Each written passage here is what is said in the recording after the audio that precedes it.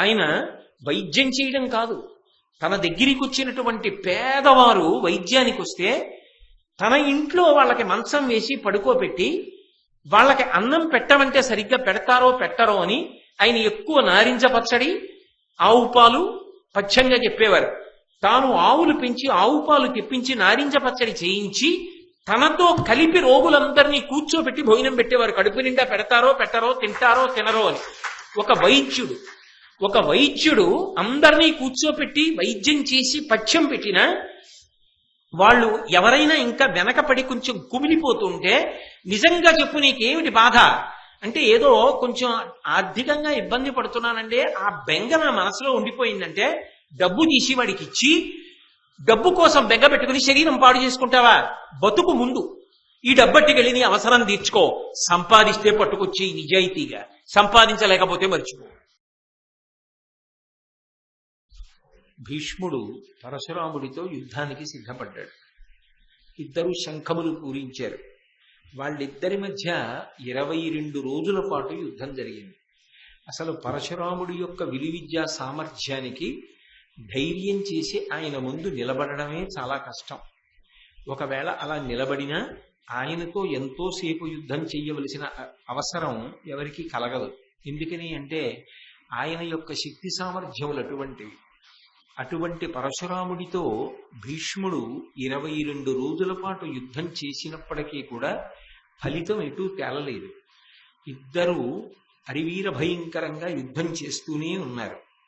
అలా 22 రోజులు గడిచిపోయి అకృతవ్రణుడు అవతల అవతల పరశురాముడికి సారథ్యం చేస్తున్నాడు. ఒక రోజున ఈ భీష్మాచార్యుల వారు విజృంభించి యుద్ధం చేశాడు. ఆ యుద్ధం చేయడంలో విస్మయమునందు భార్గవు అస్మత్కరమపుడు లాఘవారూఢముగా సస్మితుడనగుచు పటుదీప్తి స్మేరాస్త్రముల నేసితిం పరవశుగా. ఆయనే చెప్పుకుంటున్నాడు భీష్ముడు. దుర్యోధనుడితో మాట్లాడినటువంటి ఘట్టం ఇది ఉద్యోగ పర్వంలో. ఆ యుద్ధం చేసేటప్పుడు 22 రోజులు దాటిపోయిన తరువాత ఒక రోజు పరమోత్సాహాన్ని పొందాడు భీష్ముడు. ఎంతకాలం ఇలా యుద్ధం చేస్తాం, ఎక్కడో అక్కడ దానికి పరిష్కారం లభించాలి కదా, గెలుపో ఓటమో. కాబట్టి విజృంభించి యుద్ధం చేశాడు. ఎంత గొప్పగా యుద్ధం చేశాడు అంటే విస్మయమునందు భార్గవు, పరశురాముడంతటి వాడు ఆశ్చర్యపోయాడు. ఇంతటి సమర్థత, ఇంత గొప్పగా బాణాల్ని సంధించడమా అని. అస్మత్కరమపుడు లాఘవారూఢముగా, భీష్మాచార్యుల వారు ఎప్పుడు బాణం తీశాడో, ఎప్పుడు వింటినారికి తొడిగాడు, ఎప్పుడు ఆకర్ణాంతము లాగాడు, ఎప్పుడు విడిచిపెట్టాడో ఎవరికీ కనపడదు. రామచంద్రమూర్తి యుద్ధం చేస్తే ఎలా ఉంటుందో భీష్ముడు చేసినటువంటి యుద్ధం ఆ రోజున అలా ఉంది. అలా లాఘవారూఢముగా సస్మితుడనగుచు, అలాగని ఏదో బడలిపోవడం కాదు, సుందరమైన ముఖార విందంతో చక్కగా చిరునవ్వుతో ఆ యుద్ధాన్ని అంత పటుతరంగా చేస్తున్నాడు. పటుదీప్తి స్మేరాస్త్రముల నేసితిం పరవశుగాం, అద్భుతమైనటువంటి అస్త్రములను ప్రయోగించాడు. అటువైపు నుంచి పరశురాముడు కూడా అటువంటి అస్త్రములనే ప్రయోగించాడు. కానీ గురువు గారి శరీరాన్ని డొళ్ళగొట్టే విధంగా ప్రయోగించినటువంటి ఆ భీష్ముని యొక్క బాణ పరంపరల చేత ఒక స్థితిలో పరశురాముడు రథంలోనే మూర్ఛపోయాడు. మూర్ఛపోతే సారథ్యం చేస్తున్నటువంటి అకృతవ్రణుడు వెంటనే ఆయనకి ఉపచారములు చేసి పరశురాముడు మళ్ళీ తేరుకునేటట్టుగా చేశాడు. మళ్ళీ స్పృహ పొందినటువంటి పరశురాముడు విశేషమైనటువంటి ఆగ్రహానికి లోనయ్యాడు. నా శిష్యుడు, నా దగ్గర విద్య నేర్చుకున్నవాడు ఇంత ఉద్ధృతితో యుద్ధం చేసి ఇవాళ నన్నే స్పృహ తప్పేటట్టు పడగొట్టాడే అని తెలిసి భార్గవుండు దృఢ తీవ్ర నరాచ పంక్తి కురిసి నన్ను పరవశ్యమంది నేల కొరుగునట్లుగా చేసి మత్సూతు మస్తకంబు దునియసేసి. పరశురాముడు కూడా అపారమైనటువంటి పౌరుషంతో, అపారమైనటువంటి పరాక్రమంతో తిరిగి భీష్ముడి మీదకి బాణములను సంధించినటువంటి కారణముల చేత ఆ పరశురాముడు ప్రయోగించిన నారాస బాణముల వలన ఇప్పుడు భీష్ముడు మూర్ఛపోయాడు రథంలో. మూర్ఛపోయి ఆ రథంలోంచి ఒరిగిపోయాడు నేల వైపుకి. ఒరిగిపోయి పడుండగా పరశురాముడు మరికొన్ని బాణములను ప్రయోగించి భీష్ముడి యొక్క సారథి తల తరిగేశాడు. ఆ సారథి మరణించాడు. భీష్ముడు ఒరిగిపోయాడు. స్పృహ తప్పి ఉన్నాడు. ఆ స్పృహ తప్పి ఉన్న సమయంలో ఎక్కడి నుంచో 8 బ్రాహ్మణులు వచ్చారు. వాళ్ళు 8 మంది బ్రాహ్మణులు. ఈ 8 మంది బ్రాహ్మణులు వచ్చినటువంటి వారు భీష్ముడి యొక్క రూపం ఎలా ఉంటుందో అటువంటి రూపాన్నే కలిగి ఉన్నారు. వాళ్ళు అదృశ్య రూపాలతో ఉన్నారు. అందరికీ కనపడేటట్టుగా లేరు. స్పృహ లేకపోయినా భీష్ముడికి తెలుస్తోంది 8 బ్రాహ్మణులు వచ్చారు, నా రూపము వంటి రూపమును కలిగి ఉన్నారు అని. వాళ్ళు 8 కలిసి భీష్ముణ్ణి పైకెత్తారు. ఎత్తి రథంలో కూర్చోపెట్టి పక్కకి తీసుకెళ్లిపోయి రథాన్ని ఉపచారం చేసి మళ్ళీ భీష్ముడు తెలివి పొందేటట్టుగా చేశారు. ఈలోగా ఆయన స్పృహ పొంది చూసేటప్పటికీ సారథిని మరి పడగొట్టాడు కదా పరశురాముడు. సారథ్యం చెయ్యవలసిన స్థానంలో భీష్ముని తల్లి అయినటువంటి గంగాదేవి రథం యొక్క నొగల మీద కూర్చుని ఆ పగ్గాలని పట్టుకుని ఉంది. ఆయన చాలా ఆశ్చర్యచకితుడై 8 బ్రాహ్మణుల వంక చూశాడు. వాళ్ళు వెళ్ళిపోయారు. తర్వాత మళ్ళీ భీష్ముడికి పరశురాముడికి యుద్ధం జరిగింది. చీకటి పడిపోయింది.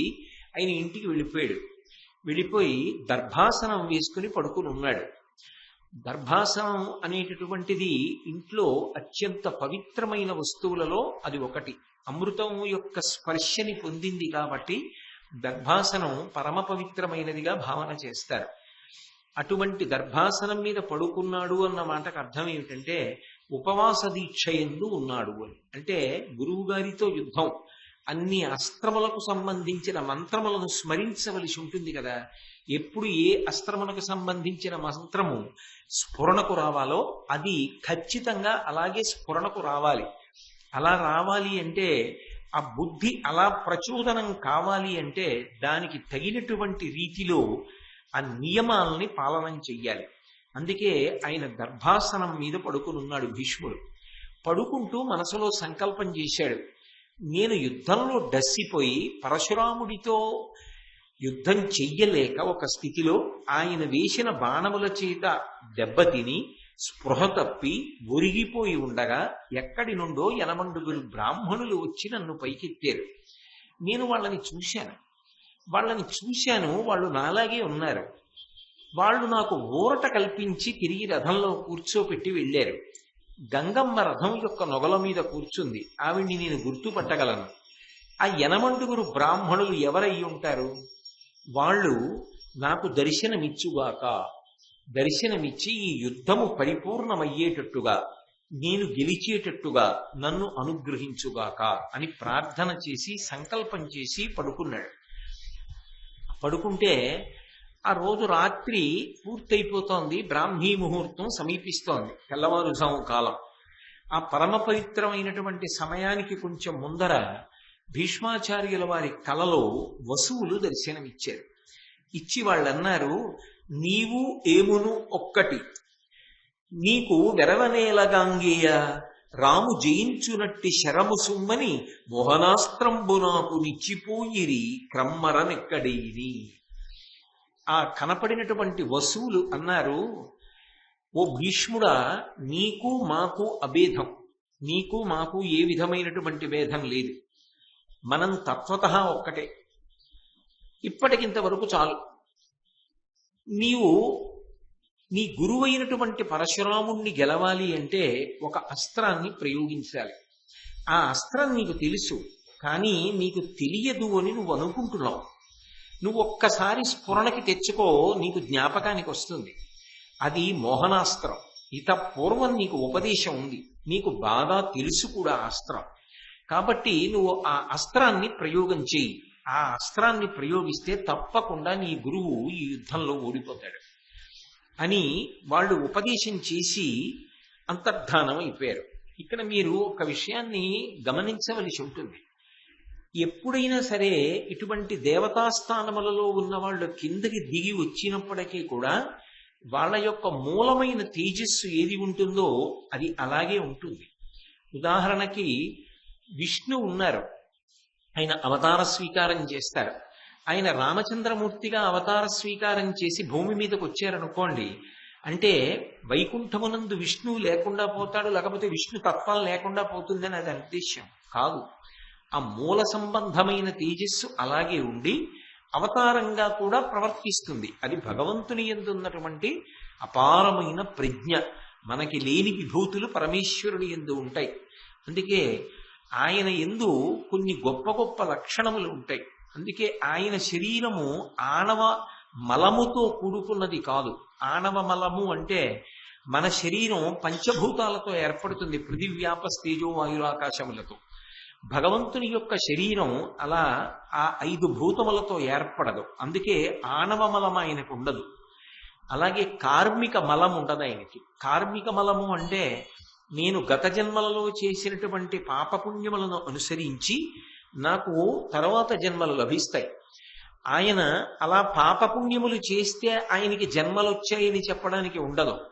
ఆయన తనంత తానుగా ఒక అవతార స్వీకారం చేసి ఒక ప్రయోజనం కోసం ఈ భూమి మీదకి కిందకి దిగి వస్తాడు తప్ప ఆయన కూడా ఏదో పాపం చేశాడు, పుణ్యం చేశాడు, అందుకు ఆయన కిందకు వచ్చాడు, ఇలా అనుభవిస్తున్నాడు అని తీర్మానం చేయడం కుదరదు. కాబట్టి కార్మిక మలం ఆయనకు ఉండదు. మూడవది మాయిక మలం ఉండదు. మాయిక మలము అంటే మాయ చేత మనం అందరము ఆవరింపబడి ఉంటాం. సత్యమైన వస్తువు అసత్యంగా కనపడుతుంది, అసత్యమైన వస్తువు సత్యంగా కనపడుతుంటుంది. దాన్ని మాయ అంటారు. ఈ శరీరం సత్యంలా కనపడుతుంది, సత్యమైన ఆత్మ లేనిదిగా అసత్యంగా కనపడుతుంది, అది మాయ. అటువంటి మాయ ఏది ఉన్నదో అది ఆవరించి ఉంటుంది. కాబట్టి జన్మ పరంపరల ఎందు తిరుగుతూ ఉంటారు జీవులు. మహామాయా విశ్వం భ్రమయసి పరబ్రహ్మ మహిషి అంటారు శంకర భగవత్పాదుల సౌందర్యలహరిలో. ఆమె మహామాయా స్వరూపిణి అయి అనేక జన్మల యందు జీవుల్ని తిప్పుతూ ఉంటుంది. కానీ భగవంతుడికి అటువంటి మాయిక మలము ఉండదు. ఆయన ఆ మాయ చేత కప్పబడి ఉండడు. ఈ మూడిటికి అతీతుడు. అలాగే దేవతలకి సంబంధించినంత వరకు వాళ్ళ మూలస్థానములు అలాగే ఉంటాయి. అందుకే అష్టవసువులుగానే కనపడ్డారు. కనపడి భీష్మాచార్యుల వారికి నీకు మోహనాస్త్రం తెలుసు, నువ్వు దాన్ని స్మరించు అని ఉపదేశం చేశారు. తెల్లవారింది. ఆయన చెయ్యవలసినటువంటి నిత్యకర్మలు కొన్ని ఉంటాయి, అవి ఎన్నడూ కూడా వైక్లభ్యం చెందకూడదు. ఆయన సంధ్యావందనాది కార్యక్రమాలన్నిటినీ పూజ చేశాడు. చెయ్యవలసినటువంటి తర్పణలు పూర్తి చేశాడు.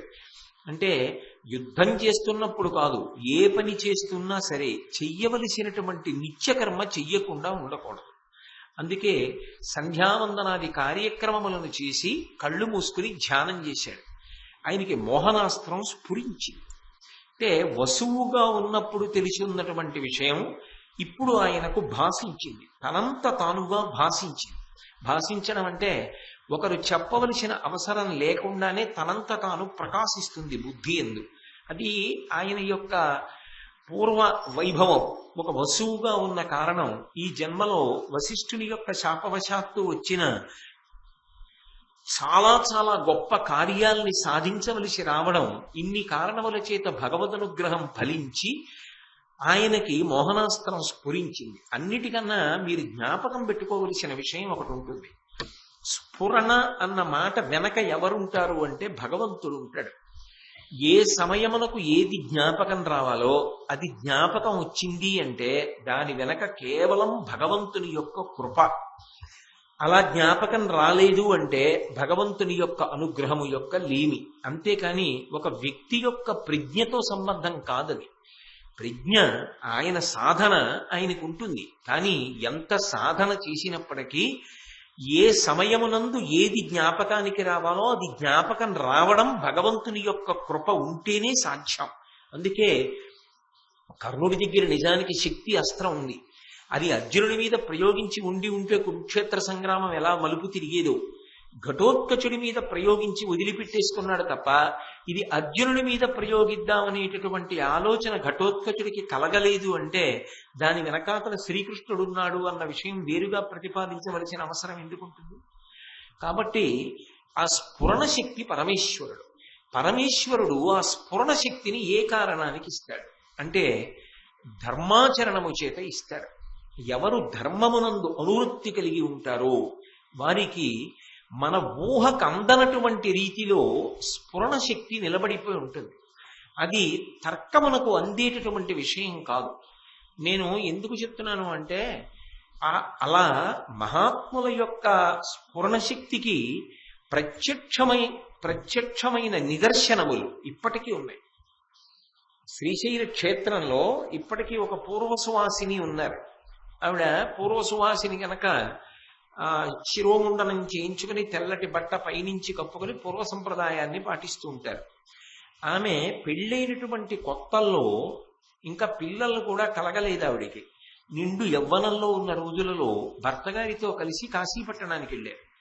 వెళ్ళినప్పుడు చంద్రశేఖరేంద్ర సరస్వతి స్వామి వారు కంచికామకోటి పీఠాధిపత్యం వహించిన మహాపురుషులు వారు కాశీపట్టణానికి వచ్చి, ఎందుకో ఆయన కూడా అదే సమయానికి గంగ ఒడ్డుకు వచ్చారు. వచ్చి స్నానం చేసి ఆయన ఎందుకో కూర్చుని ఉన్నారు. ఈమె భర్తతో కలిసి దర్శనానికి వెళ్ళారు. వెళ్ళి తెలిసి తెలియని తనం అమాయకత్వంతో స్వామివారిని ఒక ప్రశ్న అడిగారు. నాకు మీ కాళ్ళు కడగాలనుంది అన్నారు.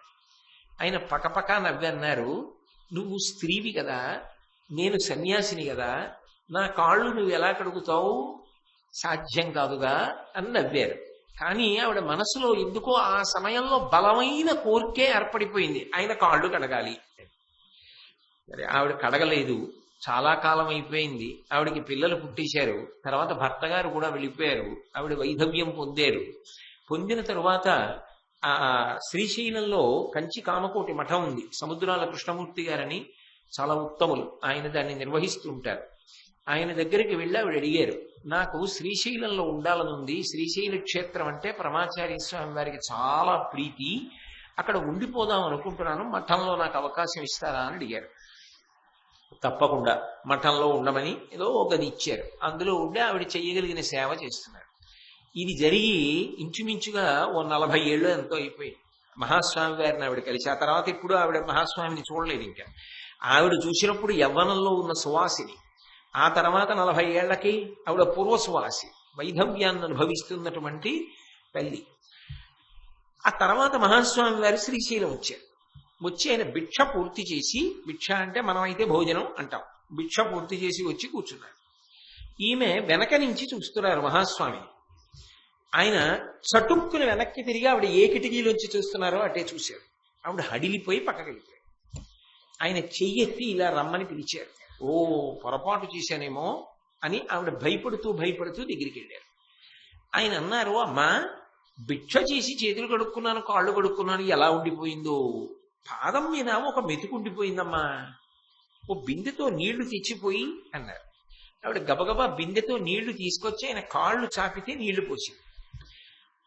ఎలా సమంత్రకంగా సశాస్త్రీయంగా కాళ్ళు కడుగుదామని కాదు, పాదం మీద మెతుకుండిపోయింది కాబట్టి నీళ్లు పోసి ఆయన నీళ్లు పోయించుకుని అన్నారు, ఒక 40 ఏళ్ల క్రితం కాశీలో నా కాళ్ళు కడుగుతానని అడిగావు, తీరిందా కోరిక అన్నారు.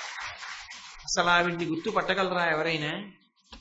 ఆ తల్లికి నేనంటే పిచ్చి ప్రేమ. నేను శ్రీశైలం వెళ్ళినప్పుడల్లా ఆవిడ నాకు పంచెల్సా పెడుతుంటారు కట్టుకోమ్మని. మొన్నను కూడా పిచ్చి తల్లి ఎంతో ఆదరించి పంపించారు. ఆవిడ్ని చూడడం అంటే నాకు అదో ముచ్చట. ఎందుకని అంటే అటువంటి మహాస్వామి అనుగ్రహాన్ని పొందిన తల్లి 40 సంవత్సరముల తరువాత అసలు అలా స్ఫురణలో ఉంటుందని మీరు ఎవరైనా ఊహించగలరా? ఎవరు ఊహించలేరు. ఎక్కడో తణుకులో ఉండేవారు ఒక ఆయన. ఆ తర్వాత ఆయన సన్యాసం తీసుకున్నారు. వాళ్ళ అబ్బాయి 13 ఏళ్లప్పుడు మహాస్వామి వారు వాళ్ళ ఇంటికి భిక్షకు వచ్చారు. అప్పుడు చూశారు అబ్బాయిని. ఆ తర్వాత ఆ అబ్బాయి ఆంధ్రా బ్యాంక్ లో జనరల్ మేనేజర్ అయ్యాడు. అయిన తర్వాత మహాస్వామి వారికి చాలా పెద్దవారైపోయి ఇంకా కామకోటిని వదిలిపెట్టి ఎక్కడికి వెళ్ళడం మానేసి సత్యదండం పట్టు కూర్చుంటే దూరం నుంచి అలా తిరిగి వెళ్ళిపోమ్మనేవారు. అలా వెళ్ళిపోతున్నారు ఆయన. అప్పటికి ఆయనకి 55 ఏళ్ళు ఎంతో వచ్చాయి. 50 ఏళ్ళు వచ్చిన తర్వాత ఆయన మహాస్వామి ఇలా చెయ్యెత్తి ఇలా అన్నారు. ఆయన పక్కవాడినో ఎవరినో అనుకున్నారు. నిన్నే అన్నారు. ఆయన వచ్చారు దగ్గరికి. తణుకులో నేను మీ ఇంటికి వచ్చాను కదూ, భిక్ష చేశాను, మీ నాన్న సన్యసించిన వాడు, మఠానికి వచ్చి భోజనం చేయకుండా పెడతావా, ప్రసాదం తిని వెళ్ళు అన్నారు. ఆయన తెల్లబోయారు. ఎప్పటి 13 ఏళ్ల వయస్సు, ఎప్పటి 50 ఏళ్ల వయస్సు. ఆ తర్వాత ఆ పిల్లాడిని ఆయన చూడడం అదే, కానీ పేరు పెట్టి పిలిచి మాట్లాడి పంపించారు. ఆయనే అప్పుడప్పుడు నవ్వుతూ హాస్యం ఆడేవారు. ఏమో నాకు జ్ఞాపక శక్తి అంటారు, ఏమి జ్ఞాపకం అంటుండేవారు అంతే. కానీ అది అసాధారణ ప్రక్రియ. అది అలా జ్ఞాపకం ఉండడం అందరికీ సంభవం అయ్యే విషయం కాదు. అది ఎక్కడ ధర్మానుష్ఠాన బలం విపరీతంగా ఉంటుందో అక్కడ ఆ సమయానికి ఏది జ్ఞాపకం రావాలో అది జ్ఞాపకానికి వస్తుంది. అయ్యో అప్పుడు జ్ఞాపకానికి వస్తే బాగుండేదే అని బాధపడవలసిన అవసరం కలగదు. అసలు ఆ సమయానికి అది జ్ఞాపకం రావాలని అనుకోకపోయినా అది స్ఫురణకు వస్తుంది. అది ఎందుకు వస్తుంది అంటే కేవలము ధర్మాచరణ బలం వల్ల జ్ఞాపకానికి వస్తుంది. ఎంత మీరు ముందు చదవండి, ధర్మాచరణ బలం లేకపోతే ఆ సమయానికి అక్కడ చెప్పవలసినటువంటి ఒక గంభీరమైన విషయాన్ని విడిచిపెట్టి అక్కర్లేని హాస్య ప్రసంగాలు మొదలవుతాయి. ఎందుకని అంటే ధర్మాచరణ బలం లేకపోతే ఆ సమయానికి ఏది చక్కగా స్ఫురణకు రావాలో, ఏది బలీయమైన విషయాన్ని ప్రతిపాదన చెయ్యాలో అది జ్ఞాపకానికి రాదు. ఇది ధర్మమునకు ఉండేటటువంటి శక్తి. ఆ ధర్మము చేత భగవానుడు ప్రీతి పొందుతూ ఉంటాడు. అందుకే అన్నిటికన్నా గొప్పదేది అంటే ధర్మమే. భీష్ముడు గురువుగారితో యుద్ధం చేస్తున్నాడు. అధర్మమా ధర్మమా అని మనకెవరికైనా అనుమానం ఉండొచ్చు. కానీ ధర్మము కొరకు గురువు గారితోనైనా సరే యుద్ధం చేస్తున్నాడు తప్ప ఆయనకి గురువు గారి మీద చిన్న చూపు కాదు, గురువు గారిని ధిక్కరించాలని కాదు, గురువు గారిని గౌరవించకూడదని కాదు. గురువు అంటే దైవంతో సమానం. కానీ గురువే చెప్పిన ధర్మాన్ని మాత్రం వదిలిపెట్టాడు. అది ఆయనకి ధర్మమునందున్న అనురక్తి. అందుకే భగవద్ అనుగ్రహం కలిగింది. ఉపదేశం లేనటువంటి మోహనాస్త్రం స్ఫురించింది. అంటే నిజానికి అది ఉపదేశం చేసి ఉంటే ఎవరు చేసి ఉండాలి? పరశురాముడే చేసి ఉండాలి. ఉపదేశం లేదు కానీ స్ఫురించింది. అంటే ఇప్పుడు ఎవరికి మోహనాస్త్రం లేదు? పరశురాముడికి లేదు. ఎవరికి వచ్చింది? శిష్యుడికి వచ్చింది. గురువు చెప్పండి శిష్యుడికి ఎక్కడి నుంచి వచ్చింది? భగవద్ అనుగ్రహంగా వచ్చింది. మరి గురువు గురాన్ని శిష్యుడికి ఎలా వచ్చింది? ఎక్కడ ధర్మం ఉందో అక్కడ వచ్చింది.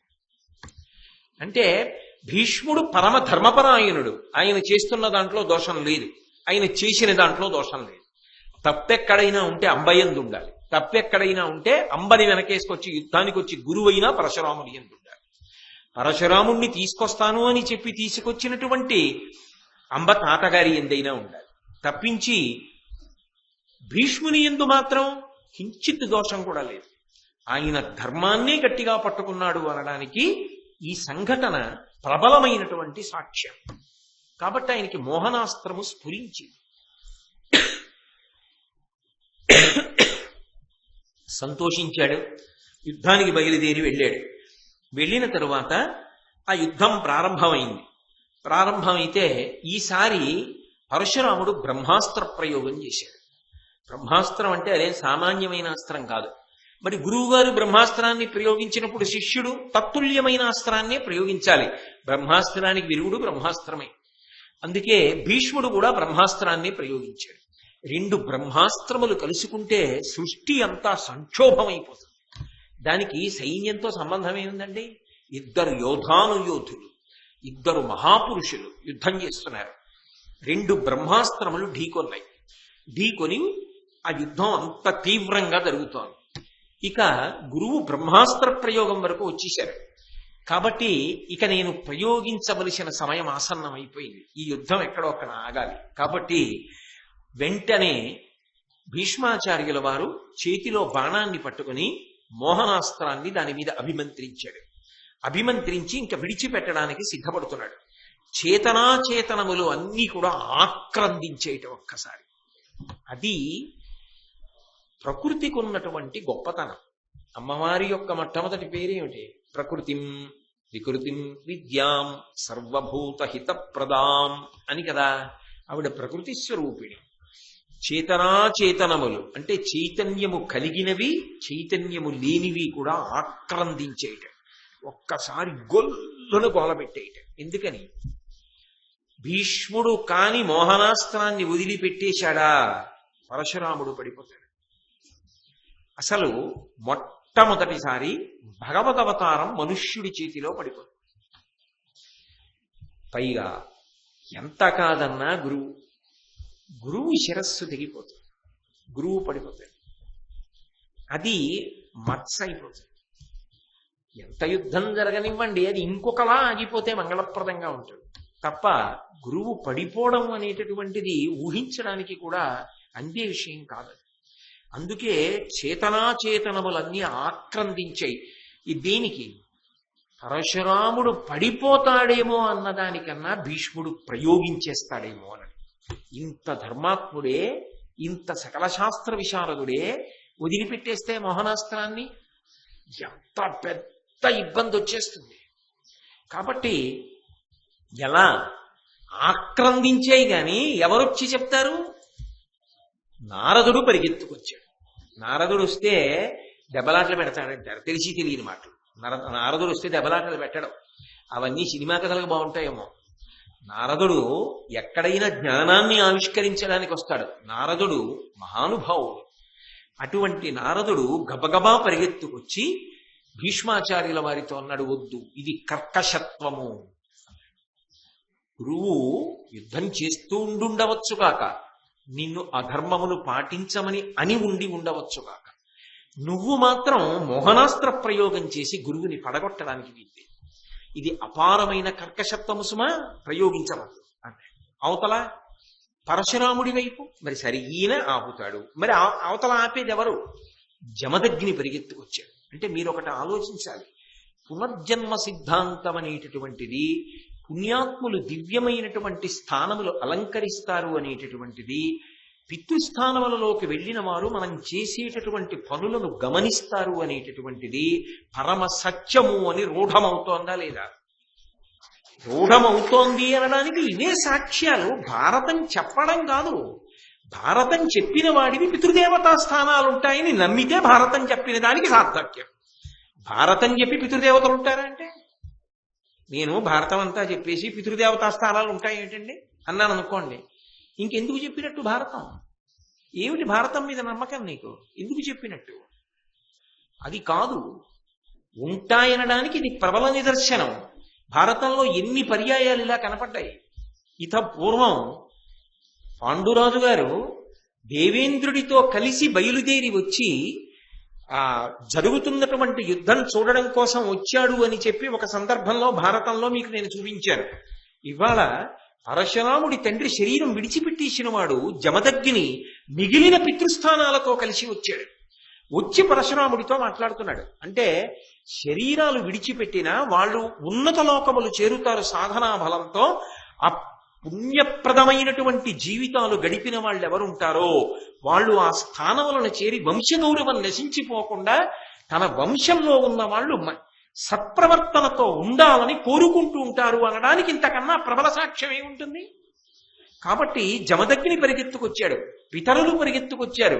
పరిగెత్తుకొచ్చి పరశురాముణ్ణి పట్టుకుని ఒక మాట అన్నారు, వినుము, వసుమూర్తి తండనంజ సామాన్య తేజుడహవ భూమి, మనకు జయింప వశమే భీష్ముని, విప్రున కవునే రోషమును మత్సరమును. ఏమిటయా పరశురామ ఈ పనులు? అసలు ఎవరితో యుద్ధం చేస్తున్నావు? నా శిష్యుడితో అంటున్నావు.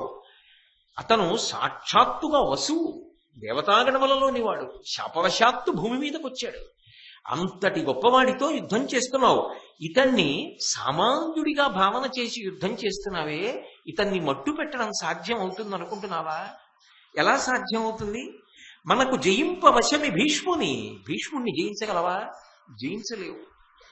భీష్ముడికి గురువు అవ్వడం నీకు గౌరవం అంటే, కానీ గురువు అయ్యావు కాబట్టి నీకు శిష్యుడు కాబట్టి నువ్వు గెలవగలను అనుకోవడం పొరపాటు.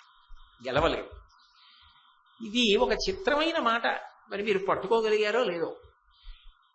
గురువు దొరకడం శిష్యుడికి అదృష్టం. ఎప్పుడూ కూడా అలాగే అనాలి. శిష్యుడు ఎప్పుడు కూడా నాలాంటి శిష్యుడు గురువు గారికి దొరకడం అదృష్టం అన్న మాట అనకూడదు. గురువు లభించడమే శిష్యుడికి గొప్ప. గురువు గారి పేరు చెప్తే తల వంచడం, అటువంటి గురువు నాకు లభించడం నా జీవితంలో మహద్భాగ్యం అండి అనే భావన చెయ్యాలి. కానీ వాడి జీవితం తరించింది ఎప్పుడో తెలుసా? వాడనకూడదు, గురువు అనాలి. నీలాంటి శిష్యుడు లభించడన్నా అదృష్టం రా. నువ్వు శిష్యుడివి ఏమిట్రా? నువ్వు శిష్యుడివి అని అనిపించుకోవడం, నా శిష్యుడు అని అనిపించుకోవడం నాకు గౌరవాన్ని తెచ్చిందిరా అని గురువుగారు అనగలిగినట్లుగా శిష్యుడు బ్రతకగలిగాడు అనుకోండి, అప్పుడు ఇంకా పతాక స్థాయి. అది శిష్యుడి జీవితానికి చాలా గొప్ప కితాబ్. అంటే గర్వపడమని, అతిశయానికి పొమ్మని కాదు, మరింత ఒడ్డు దగ్గర పెట్టుకో బ్రతకమని. ఇప్పుడు పితరులు చెప్తున్న మాట అది. ఇటువంటి వాడు నీకు శిష్యుడని నువ్వు సంతోషించాలి. ఎందుకని వసువు దేవతాగణంలోని వాడు నీకు శిష్యరికం చేశాడు, నరుడిగా వచ్చాడు కాబట్టి శిష్యరికం చేసి పొందాలి కాబట్టి. గురువు లేని విద్య గుడ్డి విద్య కాబట్టి పొందాడు. అంత మాత్రం చేత నువ్వు నియంత్రించలేవు, నువ్వు ఓడించలేవు. ఎందుకు ఓడించలేవంటే ఆయన సహజ ప్రతిభ అటువంటిది. అందుకు మోహనాస్త్రం స్ఫురించింది. అటువంటి శిష్యుడికి గురువునయ్యానని ఆనందించు. ధర్మం కోసం నిలబడుతున్నాడు. ఇన్ని ఉన్నా గురువే చెప్పినా ధర్మం కోసం నిలబడుతున్నానన్నాడు. అదే పరశురాముడైతే వచ్చి కాళ్ళ మీద పడి అంబ ఏడ్చిందని మాటిచ్చేశాడు. నిజానికి ఎవరు గొప్ప? భీష్ముడే గొప్ప. అటువంటి వాడికి గురువునయ్యానని సంతోషించి ఆపే యుద్ధం. అంతేగాని ఎందుకు భీష్ముడితో ఇంకా యుద్ధం కొనసాగిస్తావు? ఇంకొక మాట చెప్పనా? నా బాణములతో వాణ్ణి పడగొట్టేస్తానని చెప్పి నువ్వు అంబ దగ్గర ప్రతిజ్ఞ చేశావు. నువ్వు చెయ్యలేవు, నీకు సాధ్యం కాదు.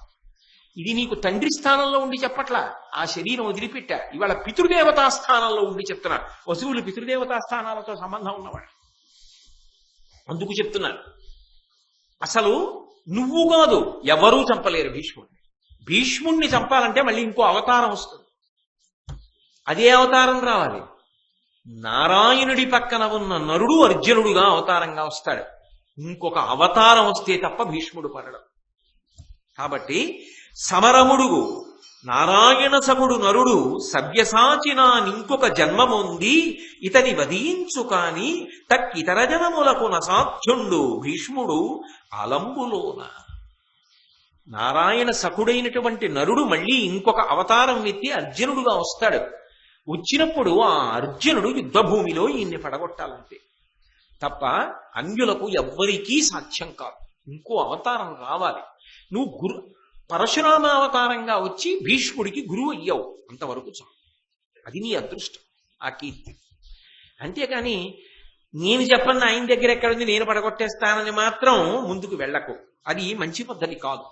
కాబట్టి నా మాట విను. గంగమ్మ పరిగెత్తుకొచ్చి మా మాట విను, ఇక్కడతోనైనా ఈ యుద్ధాన్ని ఆప్ చేయండి, ఇది మంచి పద్ధతి కాదు, ఆయన్ని సంహరించడం సాధ్యం కాదు, ధర్మం కోసం నిలబడినవాడు, ఇక ఇక్కడితో యుద్ధాన్ని పూర్తి చేసి వత్సా ఈ యుద్ధం ఎంతసేపు కొనసాగుతుందిరా, ధర్మం కోసం నిలబడ్డావు, ఆయుష్మాన్ భవ అని వదిలిపెట్టి మంగళప్రదంగా పూర్తవుతుంది. ఇక్కడి నుంచి పరిగెత్తుకెళ్ళి పరశురాముడికి చెప్తున్నారు, పరశురాముడి దగ్గర నుంచి పరిగెత్తుకొచ్చి భీష్ముడికి చెప్తున్నారు, భీష్ముడి దగ్గర నుంచి పరిగెత్తుకెళ్ళి పరశురాముడికి చెప్తున్నారు. ఆయనే సేవ ఆయన వేసేస్తున్నాడు, ఈయన వేసేస్తున్నాడు.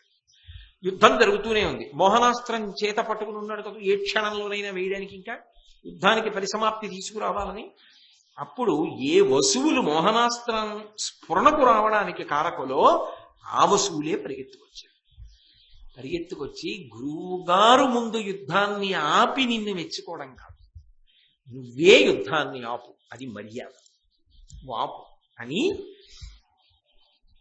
ఆ భీష్ముడితో అన్నారు. గురుడు బ్రహ్మవిదుడు అకుంఠిత తేజుండు పరశురాముడు అతని పాలికీవు భక్తి మెరయనేగి ప్రణమిల్లి తదనుగ్రహంబు పడయబలయో అనఘ. ఇప్పుడు నువ్వు మోహనాస్త్రాన్ని ప్రయోగించు.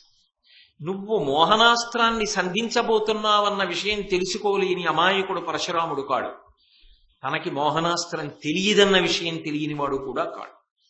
కాబట్టి ఇప్పటికే గురువుకు అర్థమైంది, ఇప్పుడు నువ్వు గాని ప్రయోగిస్తే తాను పడిపోయినట్టే, కాబట్టి నువ్వే గెలిచినట్టని గురువుకి తెలుసు. కానీ ఆ మాట గురువు గారు అనాలా, ఆ మాట గురువు అనవలసిన అవసరం లేకుండా నువ్వు వెళ్ళి నమస్కారం చేసి నేల మీద పడాలా? మర్యాద అని ఒక మాట ఉంది కదా, ఎంత నువ్వే గెలిచినా గురువు గారు గెలిచినట్లే భావన చేయాలి, అప్పుడే నువ్వు ఉత్తమ శిష్యుడివి. కాబట్టి గురుడు బ్రహ్మవిదుడు, ఆయన బ్రహ్మమును ఎరిగినవాడు, మహానుభావుడు. అసలు ఆ భావన లేకపోతే గురువు ఎందుకు అవుతాడండి? గురువు తన ప్రజ్ఞ వల్ల అవడు, శిష్యుడి యొక్క భావన ప్రకర్ష వలన, ఆ భావనలో ఉన్న గొప్పతనం వల్ల గురువు అవుతాడు. లేకపోతే ఆయన ఎంత గొప్పవాడైనా శిష్యుడి దృష్టిలో పనికిమాలినవాడైతే ఇంకా ఆయన ఎలా గురువు అవుతాడు? ఆయన నిజంగా సత్తా కలిగిన వాడు కాకపోయినా శిష్యుడు మా గురువు గారు గొప్పవాడన్నాడు, గురువు గొప్పవాడై భగవంతుడు గురువై ఆశీర్వదించి కాపాడతాడు. కాబట్టి నువ్వు వెళ్ళి నమస్కారం చెయ్యి. ఆయన ఆపి ఒరే నాయన నువ్వే గెలిచేసినట్టురా అనడం కాదు, నువ్వు ముందెళ్ళు. ఎంత ధర్మం అండి! ఏ మోహనాస్త్రం స్ఫురింపచేశారో వాళ్లే ప్రయోగించవద్దు, కానీ నువ్వు ముందు రథం దిగి వెళ్ళి నమస్కారం చెయ్యి అని. గురుడు బ్రహ్మవిదుడు, అకుంఠిత తేజుండు. ఆయన తేజస్సు సామాన్యం, మహానుభావుడు. తప్ప గురువు గురించి తక్కువ ఒక్క మెట్టి ఆలోచించకూడదు. నాకు మోహనాస్త్రం ఉంది కాబట్టి నేను గొప్పవాడిని ఆలోచన చీకు. అతని పాలికీవు భక్తి మెరయనేగి ప్రణమిల్లి, నువ్వు ఎంతో భక్తితో, అంటే నీ కోదండం నీ బాణాలు అన్ని రథంలో పెట్టి కిందకి దిగిపో, దగ్గరికి వెళ్ళు, ఆయనకి వంగి నమస్కారం చెయ్యి. ఏరా యుద్ధం ఆపేశావు, ఓడిపోయావా అంటాడా? అనడు. అంత అమాయకుడా, అంత బోకరించేవాడా? అపార ప్రజ్ఞాశాలి. నీ దగ్గర మోహనాస్త్రం ఉంది, తన దగ్గర లేదని తెలుసు. నువ్వు ప్రయోగించకపోయినా నువ్వు గెలిచావని తెలుసు. ఆ మాట ఆయన అనాలి, నువ్వు అనకూడదు, ప్రయోగించకూడదు. ఉందని తెలియాలి అంతవరకు. నువ్వు అనకూడదు గురువు గారిని గెలిచానని. ఆ స్థితి వచ్చే వరకు యుద్ధం చేయకూడదు, నువ్వు ప్రయోగించకూడదు. అసలు ఆ హద్దు పాటించడం ఎంత కష్టం అండి, దానికి ఎంత ఓర్పు ఉండాలండి. అది ఎవరికి భగవద్ అనుగ్రహం ఉంటుందో వాళ్ళు పొరపాటు చెయ్యకుండా కాపాడుకుంటారు. దేవతలు పెద్దలు అందరూ కాపాడి రక్షణ చేస్తూ ఉంటారు. అందుకే కదా రాముడు రావణాసురుడితో యుద్ధం చేసేటప్పుడు అగస్త్య మహర్షి వచ్చి ఆదిత్య హృదయం ఉపదేశం చేశారు అంటే రాముడి ధర్మాన్ని దృష్టిలో పెట్టుకుని. ఎవడు ధర్మాన్ని పట్టుకుంటాడో వాడికి ఏ ఏ కాలమునందు ఎటువంటి రక్షణ ప్రసరించాలో అది అలా ప్రసరిస్తుందంతే, అందులో సందేహం అక్కర్లేదు. ధర్మో రక్షతి రక్షిత, ఈ జాతి సందేశం. యావత్ ప్రపంచానికి భారతదేశం చెప్పినటువంటి గొప్ప సందేశం. ధర్మమును పట్టుకున్న వాణ్ణి ధర్మము రక్షించి తీరుతుంది. కాబట్టి ఇప్పుడు నువ్వే వెళ్ళు అని తన అనుగ్రహంబు బడయవలయుననఘ. ఇప్పుడు నువ్వు పాపాన్ని మూటగట్టుకోకూడదు, పాపములు లేనివాడా అనగా. ఇప్పుడు వెళ్ళి ఆయన అనుగ్రహాన్ని పొందు. ఇప్పుడు కాదు, ఎప్పుడూ గురువు యొక్క అనుగ్రహం ఉండాలి. ఆ వినయానికి గురువు సంతోషించాలి. వెంటనే ఆయన రథం దిగి గురువు గారి దగ్గరికి వెళ్ళి శిరస్సు ఉంచి నమస్కారం చేసి నిలబడ్డాడు. ఒక్క మాట మాట్లాడలా. గురువుగారు మీ దగ్గర లేనిది నా దగ్గర ఒకటి ఉందండి, నేను వేసేస్తే ఏమైపోతుందండి, నేను వేయలేదండి, ఇలాంటి పిచ్చి మాటలు మాట్లాడలా. వంగి నమస్కరించి నిలబడ్డాడంతే. ఆయన చాలా సంతోషించాడు. సంతోషించి అంబవంక తిరిగాడు. నిజానికి వాడు అస్త్రప్రయోగం చేస్తే ఈ యుద్ధంలో వాడు గెలుస్తాడు, ప్రకటనంగా గెలుస్తాడు. కానీ వాడు గురుభక్తితో అస్త్రప్రయోగం చేయలే. వాడే యుద్ధంలో గెలిచినట్టు, నేను ఓడిపోయినట్టు. అంబా, నేను ఓడిపోయాను కాబట్టి నా మాట నిలబెట్టుకోలేదు. నేను నీతో ఏం చెప్పాను? భీష్ముడు నీకు న్యాయం చేసి విచిత్ర వీర్యునికిచ్చి వివాహం చేసేటట్టయినా చేస్తాను, లేదా భీష్ముడి తల తెంపేస్తానని చెప్పాను. విచిత్ర వీర్యుడికిచ్చి పెళ్లి చేయమని చెప్పాను, వినలేదు, అధర్మం అన్నాడు. అతడిదే ధర్మం అనడానికి గుర్తు యుద్ధంలో నేను ఓడిపోయాను కాబట్టి నేను ఆయన తల త్రుంచలేదు. గెలుపు ఓటములు యుద్ధంలో తెలుస్తాయి. నేను చెయ్యవలసిన కర్తవ్యం నేను చేశాను, ఏ మాట ఇచ్చానో ఆ మాట కోసం పరిశ్రమించాను, వాడు గెలిచాడు. కాబట్టి ఇప్పుడు నేను వాడిని శాసించడం కుదరదు, నీ దారి నువ్వు చూసుకో అని ఆయన వెళ్ళిపోయాడు. అంటే బహుశః గురువుతో యుద్ధం చెయ్యవలసిన అవసరం ఏర్పడి ఇన్ని రోజులు యుద్ధం చేసిన తరువాత ధర్మానికి భగవదనుగ్రహంగా ఒక అస్త్రం ఆయన మనసులో స్ఫురించి అస్త్రప్రయోగం చెయ్యకుండానే నారదాది మహర్షులు జమదగ్ని ఇంతమంది వచ్చి శిష్యుడు గెలిచాడు అని గురువు గారు ఒప్పుకునేటటువంటి స్థితి కల్పింపబడడం, ధర్మానికి శిష్యుడు నిలబడ్డాడు అనేటటువంటి సంఘటన నిరూపణం కావడం. ధైర్యం దేనికి కావాలి అంటే అప్పటికి కష్టమనిపించినా ధర్మాన్ని పట్టుకున్నవాడు గెలిచి తీరుతాడు. కాబట్టి ధర్మాన్ని వదిలిపెట్టవద్దు. అధర్మాత్ముడు అప్పటికి గెలిచినట్టు ఉంటాడు, అధర్మాత్ముడు అప్పటికి సంతోషించినట్టుగా ఉంటుంది. కానీ శాశ్వతమైనటువంటి సుఖము, శాశ్వతమైన ఆనందము ధర్మాత్ముడివి. అధర్మాత్ముడు అప్పటికి మిరిసిన సర్వనాశనం అయిపోతాడు. కాబట్టి ధర్మాన్ని వదిలిపెట్టకు సుమా, ధర్మమును పట్టుకున్న వాడికి అన్ని రకములైన అనుగ్రహములు ఉంటాయి అని మనకి మహాభారతంలో భీష్మోపాఖ్యానం ద్వారా, అంబ విషయంలో గురువు గారిని గెలవడం ద్వారా భీష్ముడు ఆవిష్కరించాడా లేదా? కాబట్టి అసలు చరిత్రలో ఒక సువర్ణాధ్యాయాన్ని తొడిగాడు. బహుశः ఇలా జరగడం అనేటటువంటిది ఆర్షవాంగ్మయంలో ఎక్కడా కనపడదు. అంత అద్భుతమైనటువంటి ఒక సన్నివేశం భీష్మాచార్యుల వారి జీవితంలో ఆవిష్కృతమైంది. ఆయనకి ధర్మం మీద ఎంత ధృతి, ఎంత పట్టుదల అన్నది అర్థం.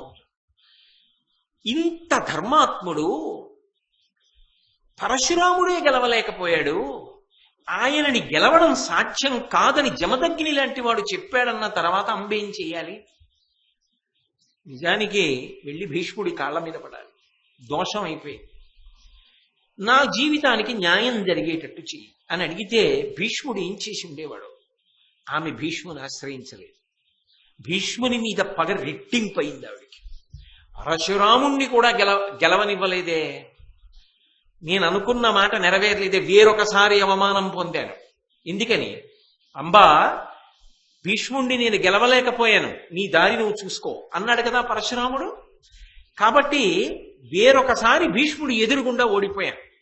భీష్ముణ్ణి చంపి తీరవలసింది. మరింత పగబట్టి ఆమె పుణ్యాశ్రమములు ఎక్కడ ఉన్నాయో వాటన్నిటికీ బయలుదేరి వెళ్ళింది. ఎక్కడెక్కడ నదీ తటములు ఉన్నాయో వాటన్నిటికీ వెళ్ళింది. అసలు స్త్రీకి సాధ్యం కానటువంటి రీతిలో, అనితర సాధ్యమైన రీతిలో, అంటే పురుష శరీరము కన్నా స్త్రీ శరీరం కొంత కోమలత్వం ఎక్కువ ఉంటుంది కదా, కొంత బడలిక ఎక్కువ ఉంటుంది కదా, నియమపాలనలో కొంత క్లేశం ఉంటుంది కదా, అరణ్యాలు పట్టి ఒంటరిగా ఎక్కడో ఉండి చెయ్యడం సాధ్యం కాదు కదా. అయినా వాటిని తట్టుకుని దేనికి? కేవలం భీష్ముడి మీద పగతో ఆమె తపస్సు చేస్తూనే ఉంది. ఒకనాడు గంగ ప్రత్యక్షమైంది ఆవిడికి. ఎంత తపస్సు అనుకుంటున్నారు? విశ్వామిత్రాది మహర్షులు తపస్సు చేసినటువంటి సిద్ధాశ్రమం లాంటి ప్రదేశాలు వెతుక్కుని తపస్సు చేసింది. ఎందుకని అంటే ఒక చోట చేసిన పుణ్యం కన్నా వేరొక చోట చేసినటువంటి పుణ్యం కొన్ని కోట్ల రెట్లు ఎక్కువ. నేను ఒక పృథివీలింగాన్ని తీసుకొచ్చి అభిషేకం చేస్తే వచ్చేటటువంటి ఫలితం ఒకెత్తు, నేను శ్రీశైలంలో మల్లికార్జున లింగం దగ్గరికి వెళ్ళి ఇన్ని నీళ్లు ఆయన మీద పోయడం ఒకెత్తు. కోట్ల పర్యాయములు చేసిన అభిషేక ఫలితం మల్లికార్జున లింగానికి చేస్తే వస్తుంది. ఎందుకంటే అది జ్యోతిర్లింగం, స్వయంభూ. నేను చేసినది పృథివీలింగం, దీని ఫలితం ఒకటి, దాని ఫలితం ఒకటి. ఆకలి ఉన్నవాడికి అన్నం పెట్టిన దానికి, కడుపు నిండా ఉన్నవాడికి మీకు ప్రేమగా ఉందని అన్నం పెట్టిన దానికి తేడా ఉందా లేదా? మీకు ప్రత్యక్షంగా కనపడితే ఒక ఫలితమును, శాస్త్రం చెప్తే ఒక ఫలితమునా? నమ్మకం ఉంటే శాస్త్రం చెప్పిన దాని మీద కూడా మీకు నమ్మకం ఉండాలి. కొన్ని కంటికి కనపడతాయి, కొన్ని కంటికి కనపడవు, అంతే తేడా. ఇది మీకు కంటికి కనపడుతుంది, తెలుస్తుంది. అన్నం తిన్నవాడికి అన్నం పెడితే అంత సంతోషం ఉండదు, ఆకలి ఉన్నవాడికి మీరు పెట్టిన దాని వల్ల సంతోషం ఎక్కువ అన్నది అనుభవంలో తెలుస్తుంది. కొన్ని ఇక్కడ అనుభవంలో తెలియవు, శాస్త్ర ప్రమాణముగా తర్వాత తెలుస్తుంది. కాబట్టి ఒక స్వయంభూలింగానికి చేసినటువంటి అభిషేకం విశేష ఫలితాన్ని ఇచ్చినప్పుడు కొన్ని ఆశ్రమ తటముల యందు, కొన్ని నదీ తీరముల యందు చేసినటువంటి తపస్సు కూడా అంత ఉత్తమ ఫలితాన్ని ఇస్తుంది. పూర్వం మహారాజులు అంతఃపురాలు లేక యజ్ఞయాగాది క్రతువులు అక్కడ చేయకుండా నదీ తీరానికి వెళ్లి చేశారు. దశరథ మహారాజు గారు సరయూ తీరంలో ఎందుకు చేశాడు అంటే నదీ తీరం అనేటటువంటిది అంత పరమ పవిత్రమైనటువంటి ప్రదేశం. కోటేశ్వరరావు చెప్పాడని గుండెలు బాదుకోకూడదు, పురాణాల్లో చెప్పారు. గోశాల అంత గొప్పది, నైమిషారణ్యం అంత గొప్పది, నదీ తీరం అంత గొప్పది, దేవాలయం అంత గొప్పది, అవన్నీ పవిత్ర భూములు అని శాస్త్రాలు చెప్తున్నాయి. గోష్ఠము, గోవులు తిరిగిన భూమి యందు అత్యంత పవిత్రము. మహాత్మా గాంధీ గారంతటి వారిని చంద్రశేఖరేంద్ర సరస్వతి స్వామి వారు కలుసుకుని మాట్లాడవలసి వస్తే ఎక్కడ కలుసుకుంటారనుకున్నారు అందరూ? గాంధీ గారు కాంచీపురం పెడితే గోశాలలోకి తీసుకెళ్లి కూర్చోబెట్టి మాట్లాడారు. శ్రీశైలం పెడితే మహాస్వామి వారు గోశాలలో పడుకుని నిద్రపోయేవారు. మహాత్ములైన వారు గోశాలను అంత పవిత్ర ప్రాంగణంగా భావన చేశారు. అంత గొప్పగా ఆ గోశాలని చూశారు, తరించారు, ఆశ్రయించారు. అవి ఆధారం చేసుకునే మనం చెప్తాం. అంతేగాని గోవేమిటి, గోవుకంత ఫలితం ఉంటుందా అంటే శాస్త్రంలో ఉన్న మాట చెప్తున్నాం కానీ అన్యమైన మాట చెప్పడం ఎవరికి మాత్రం సాధ్యం అవుతుంది? కాబట్టి ఆ ఎక్కడెక్కడ తపస్సు చేస్తే ఎక్కువ ఫలితాలు వస్తాయో అక్కడక్కడికి వెళ్ళి తపస్సు చేసింది ఆవిడ.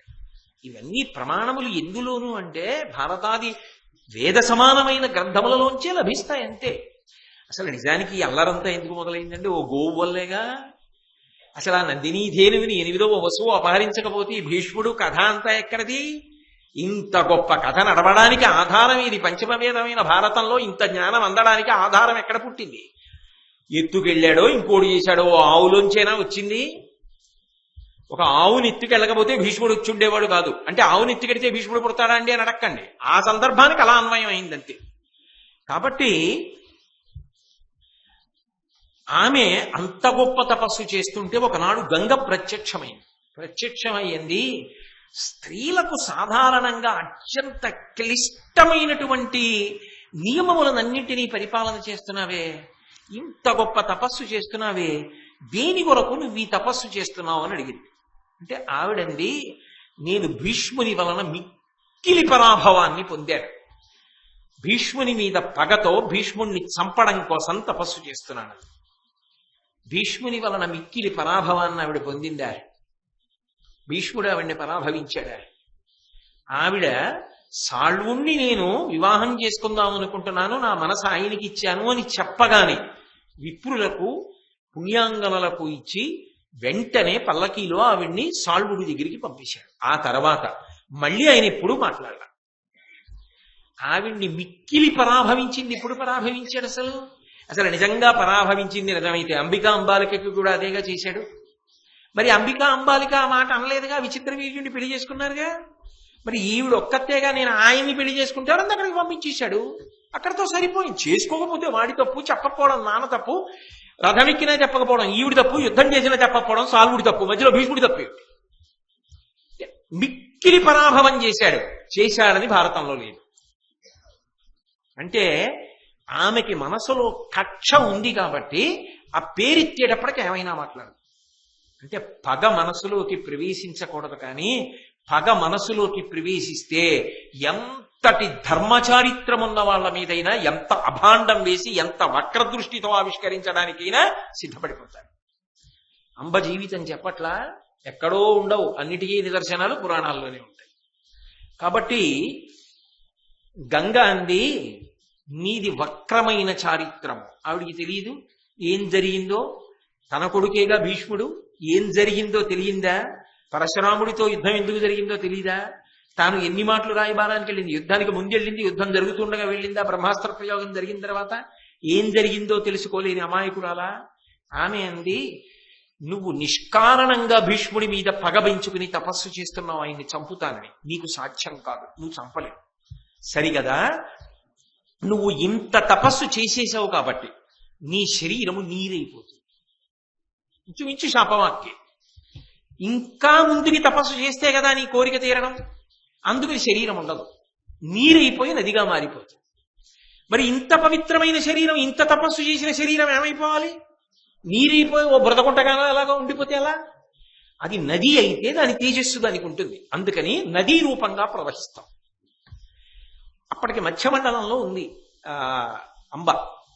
ఆమె శరీరం నీరై ప్రవహించడం మొదలుపెట్టింది. కానీ ఆమె ఒక పక్క శరీరం నీరై ప్రవహిస్తుంటే మిగిలిన శరీరంతో తపస్సు చేసి గంగ శాపాన్ని దాటి సగం శరీరాన్ని నిలబెట్టుకుంది నీరవ్వకుండా. ఎందుకు అంటే భీష్ముణ్ణి చంపాలన్న కోరిక తీరాలి, భగవద్దర్శనమై వరం పొందాలి. ఈ పగ సాధన కింద మారిపోయి ఉంటే అసలు అంబ జీవితం ఎంత పుణ్యప్రదమైపోయి ఉండుండేదో, ఎంతమందికి ఆదర్శం అయిపోయి ఉండుండేదో. అసలు ఇలా ఎవరైనా సాధన చేయగలరా అనిపించేది. కానీ ఆవిడ చేసిందంతా అంత పగతో చేసింది.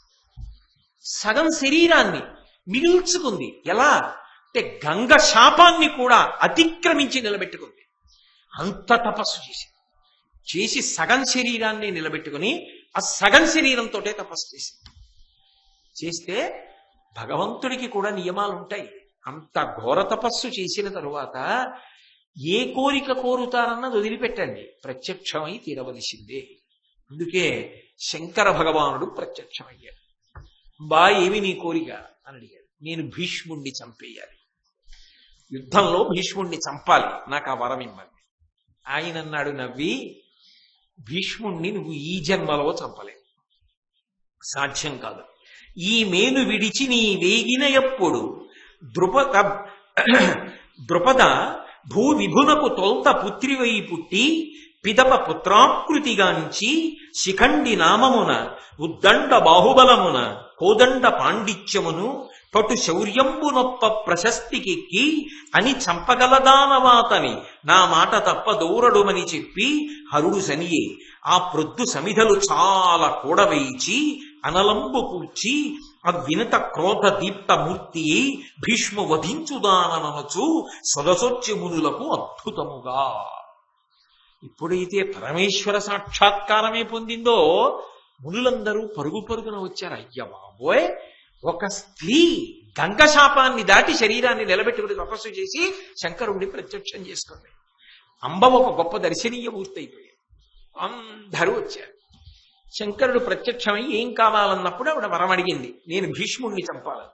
ఆయన అన్నాడు, ఇప్పుడు కుదరదు, ఈ జన్మలో నువ్వు చేయలేవు, కానీ నీకు ఈ జన్మ పూర్తయిపోయిన తర్వాత వచ్చే జన్మలో ద్రుపద మహారాజు గారికి కూతురు వై పుడతావు. కూతురు వై పుట్టి కొంతకాలం కూతురుగా ఉండి తర్వాత కొడుకుగా మారిపోతావు. అలా కొడుకుగా మారిపోయిన తర్వాత యుద్ధ భూమిలో భీష్ముడికి ఎదురు నిలబడతావు.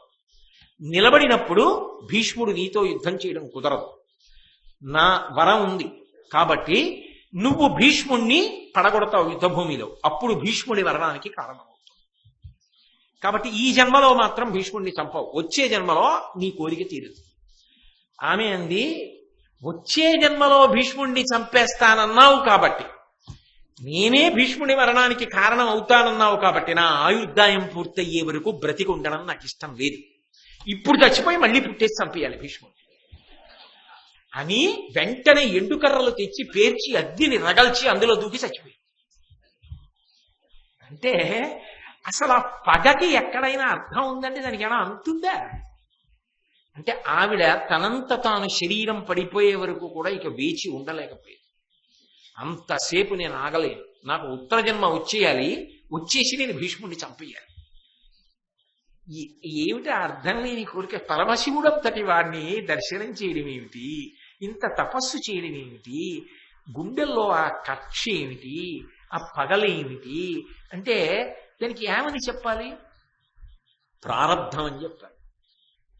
ఒక్కొక్కసారి మీరు అటువంటి దుర్మార్గుడి దృష్టిలో పడ్డం మీ ప్రారబ్ధం అని చెప్పాలి, మీ దురదృష్టం అని చెప్పాలి. అంతకన్నా దానికి హేతువులు ఉండవు. అదేమిటండి మిమ్మల్ని ఎందుకండి తిడుతున్నారన్నారు అనుకోండి, ఆయన సాధు పురుషుడు, ఆయన ఎవరి జోలికి వెళ్ళడం, కానీ ఆయన నోడు తిడుతున్నాడు. ఎందుకంటే ఆయన మిమ్మల్ని తిడతాడు అని అడిగారు అనుకోండి, నా కర్మ ఏమిటంటే నేను ఆయన దృష్టిలో పడ్డాను అంతే, అంతకన్నా ఏముండదు. ఇంకా అంతకన్నా అక్కడ చెప్పడానికి ఏముంటుంది? అలాగే మనసు సరిపెట్టుకోవాలంతే. అంతకన్నా మీరేం చేస్తారు మరి? భీష్ముడికి అంబ విషయంలో అంతే. ఇది నేను చెప్పట్లా, నారదుడు చెప్పాడు. ఏమని చెప్పాలంటే అంతే, అంతకన్నా చెప్పడానికి ఏం లేదు భీష్మాచార్య. ఎందుకంటే ఆవిడికి నా మీదంత పగ అని అడిగాడు. నారదుడు వచ్చి చెప్తున్నప్పుడు, ఇలా చేసింది సుమా, శంకరుడు ప్రత్యక్షం అయ్యాడు, వరం పుచ్చుకుంది, వచ్చే జన్మ వరకు ఆగనని సమిధలు పేర్చి అగ్ని రగల్చి అందులో దూకి చచ్చిపోయిందని చెప్పాడు. చచ్చిపోయింది ఏం చేసింది? అక్కడతో అయిపోయింది అనుకుంటున్నారా కదా, ఎన్ని మలుపులు. అక్కడ ద్రుపదుడు తన ధర్మపత్ని కోకిలాదేవి, ఆ కోకిలాదేవికి ద్రుపదుని వలన సంతానం కలగలేదు. ఎవరికైనా తల్లి కావాలని కోరుకుంటుందిగా. నేను తల్లి కాలేదని కోకిలాదేవి బాధపడుతుంటే ద్రుపదుడు శంకరుణ్ణి ఉద్దేశించి తపస్సు చేశాడు. పరమశివుడు ప్రత్యక్షమయ్యాడు. ఏం కావాలన్నాడు? భీష్ముణ్ణి చంపగలిగిన కొడుకు కావాలన్నాడు. ఆయనకెందుకు భీష్ముడి మీద పగ? ద్రుపదుడు ఒక విచిత్రమైన వ్యక్తి. మహాభారతంలో ద్రోణుణ్ణి చంపే కొడుకు కావాలని యజ్ఞం చేశాడు. అర్జునుడికి భార్య అయ్యే కూతురు కావాలని ద్రౌపదీదేవి కోసం యజ్ఞం చేశాడు. భీష్ముణ్ణి చంపే కొడుకు కావాలని శివుడి గురించి తపస్సు చేశాడు. భీష్మద్రోణుల మరణానికి, పాండవులకి ద్రౌపదీదేవి భార్య కావడానికి ఆయనే కారణం. ఎందుకు ఆయనకి ఎందుకు కోపం అంటే ఒక్కటే కారణం. ద్రోణుడికి ఆశ్రయం ఇచ్చింది ఎవరు? భీష్ముడేగా. భీష్ముడు ఆశ్రయం ఇచ్చి ఊరుకున్నాడా? అప్పటి వరకు కొడుక్కి పాలు పట్టడానికి అవకాశం లేని వాడిని పాండవులకి గురువుగా పెట్టాడు. గురువుని చేసి అంతఃపురంలో తనతో సమాన స్థానం ఇచ్చాడు. ఇప్పుడు ఆయన ఏం చేశాడు? విలువిద్యంతా ఈ పిల్లలకి నేర్పి నాకు గురుదక్షిణ ఇవ్వండి అన్నాడు. ఏమిటి గురుదక్షిణ అంటే, వెళ్ళి అదిగో ద్రుపదుడిని కట్టి తీసుకురండి అన్నాడు. అర్జునుడు వెళ్ళి కట్టి తీసుకొచ్చాడు. ఇదంతా కట్టి తీసుకొచ్చిన వాడు ద్రోణాచార్యుడు కాబట్టి ద్రోణుణ్ణి చంపే కొడుకు కావాలి యజ్ఞం చేశాడు. అసలు భీష్ముడు ఆశ్రయం ఇవ్వకుండా ఉంటే ఈ గొడవ వచ్చేది కాదు. అందుకని భీష్ముడి మీద పగ. ఇప్పుడు కొడుకు కావాలి, బాగుంది అక్కడ వరకు. ఆ కొడుకు అలాంటి వాడు అయ్యి ఉండాలి, భీష్ముడిని చంపేవాడు అయ్యి ఉండాలి. అంటే మనసులో భీష్ముడి మీద ద్వేషభావం. ఆ భీష్ముడిని నేనేం చేయలేదు. తెరమాటు ప్రయత్నాలన్నీ ఎందుకు వస్తాయి? ఎదురుగుండా వచ్చడానికి ఏం లేకపోతే సరుకు. కాబట్టి వెనకాతల ఉండి యుద్ధం చేయాలి. తాను ఎదురుగుండా వచ్చి యుద్ధం చేయలేకపోతున్నాడు. ఇప్పుడు ఎదురుగుండా నిలబడి పడగొట్టగలిగిన కొడుకు పుడితే తాను చెయ్యలేంది కొడుకు చేస్తే తనకో సంతోషం. అందుకని చెప్పి శంకరుణ్ణి వరం అడిగాడు. నాకు భీష్ముణ్ణి చంపే కొడుకుని కటాక్షించమన్నాడు. ఆయన అన్నాడు, కూతురై పుట్టి పదపడి కొడుకుతనముగాంచి భీష్ముని ఆజిరంగమున చంపు, అట్టి ఉజ్వలాపత్యంబు పుట్టు నీకు తప్పదిది అని రుద్రుండు చెప్పి చనియే. ద్రుపద మహారాజా, నీకో కూతురు పుడుతుంది, కంగారు పడకు. ఇదేమిటి, నేను భీష్ముడిని చంపే కొడుకుని అడిగితే శంకరుణ్ణి కూతురు పుట్టింది ఏమిటి అని అనుకోకు. ఆ కూతురు తర్వాత కొడుకు అవుతాడు. ఆ కూతురు కొడుకు అయిన తర్వాత వాడు భీష్ముడిని చంపుతాడు. నీకు ఆ వరం ఇస్తున్నాను, బెంగపెట్టుకోకు. నా మాట తప్పదు సుమా, అనుమానపడకు. కూతురు పుట్టి కొడుకు ఎలా అవుతాడని బెంగపెట్టుకోకు అని చెప్పి ఆయన అంతర్ధానం అయిపోయాడు. ద్రుపద మహారాజు గారు అంతఃపురంలో వెళ్ళిపోయాడు. ఇక్కడ అంబ అగ్నిలో ప్రవేశించింది. మరి ద్రుపద మహారాజు గారికి వరం ఉంది కదా, శంకరుడి వరం. అందుకని ఇక్కడ కాలిపోయిన అంబ అక్కడ ద్రుపదుడికి కోకిలాదేవి గర్భంలో కూతురుగా పుట్టి శిఖండి అని పేరు పెట్టాడు.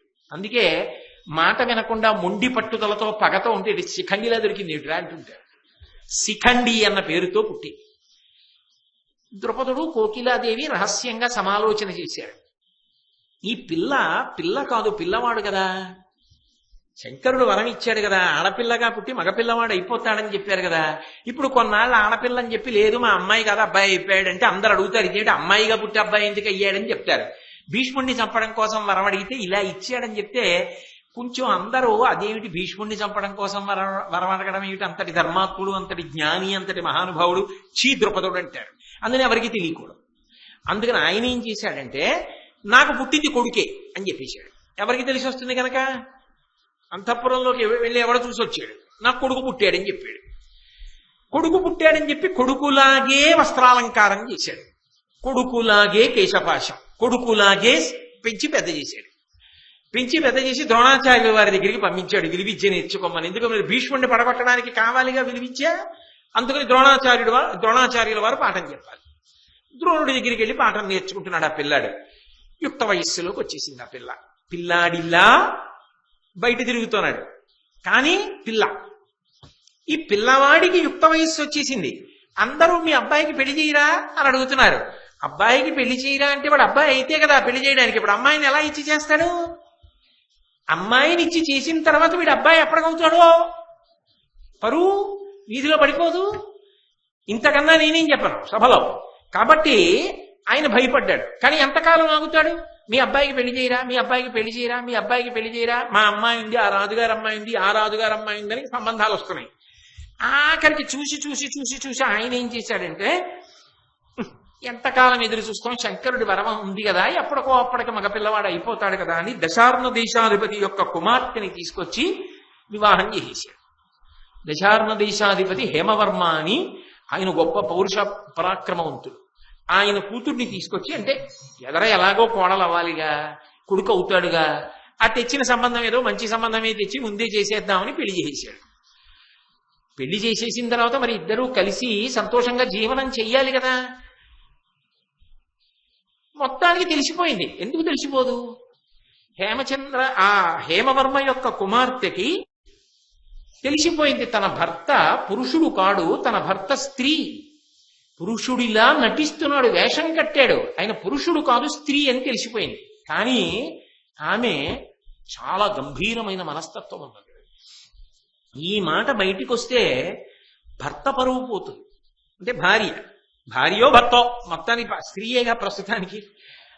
ఆయన పరువు లేదా ఆవిడ పరువు పోతుంది, మామగారి పరువు పోతుంది, అత్తగారి పరువు పోతుంది.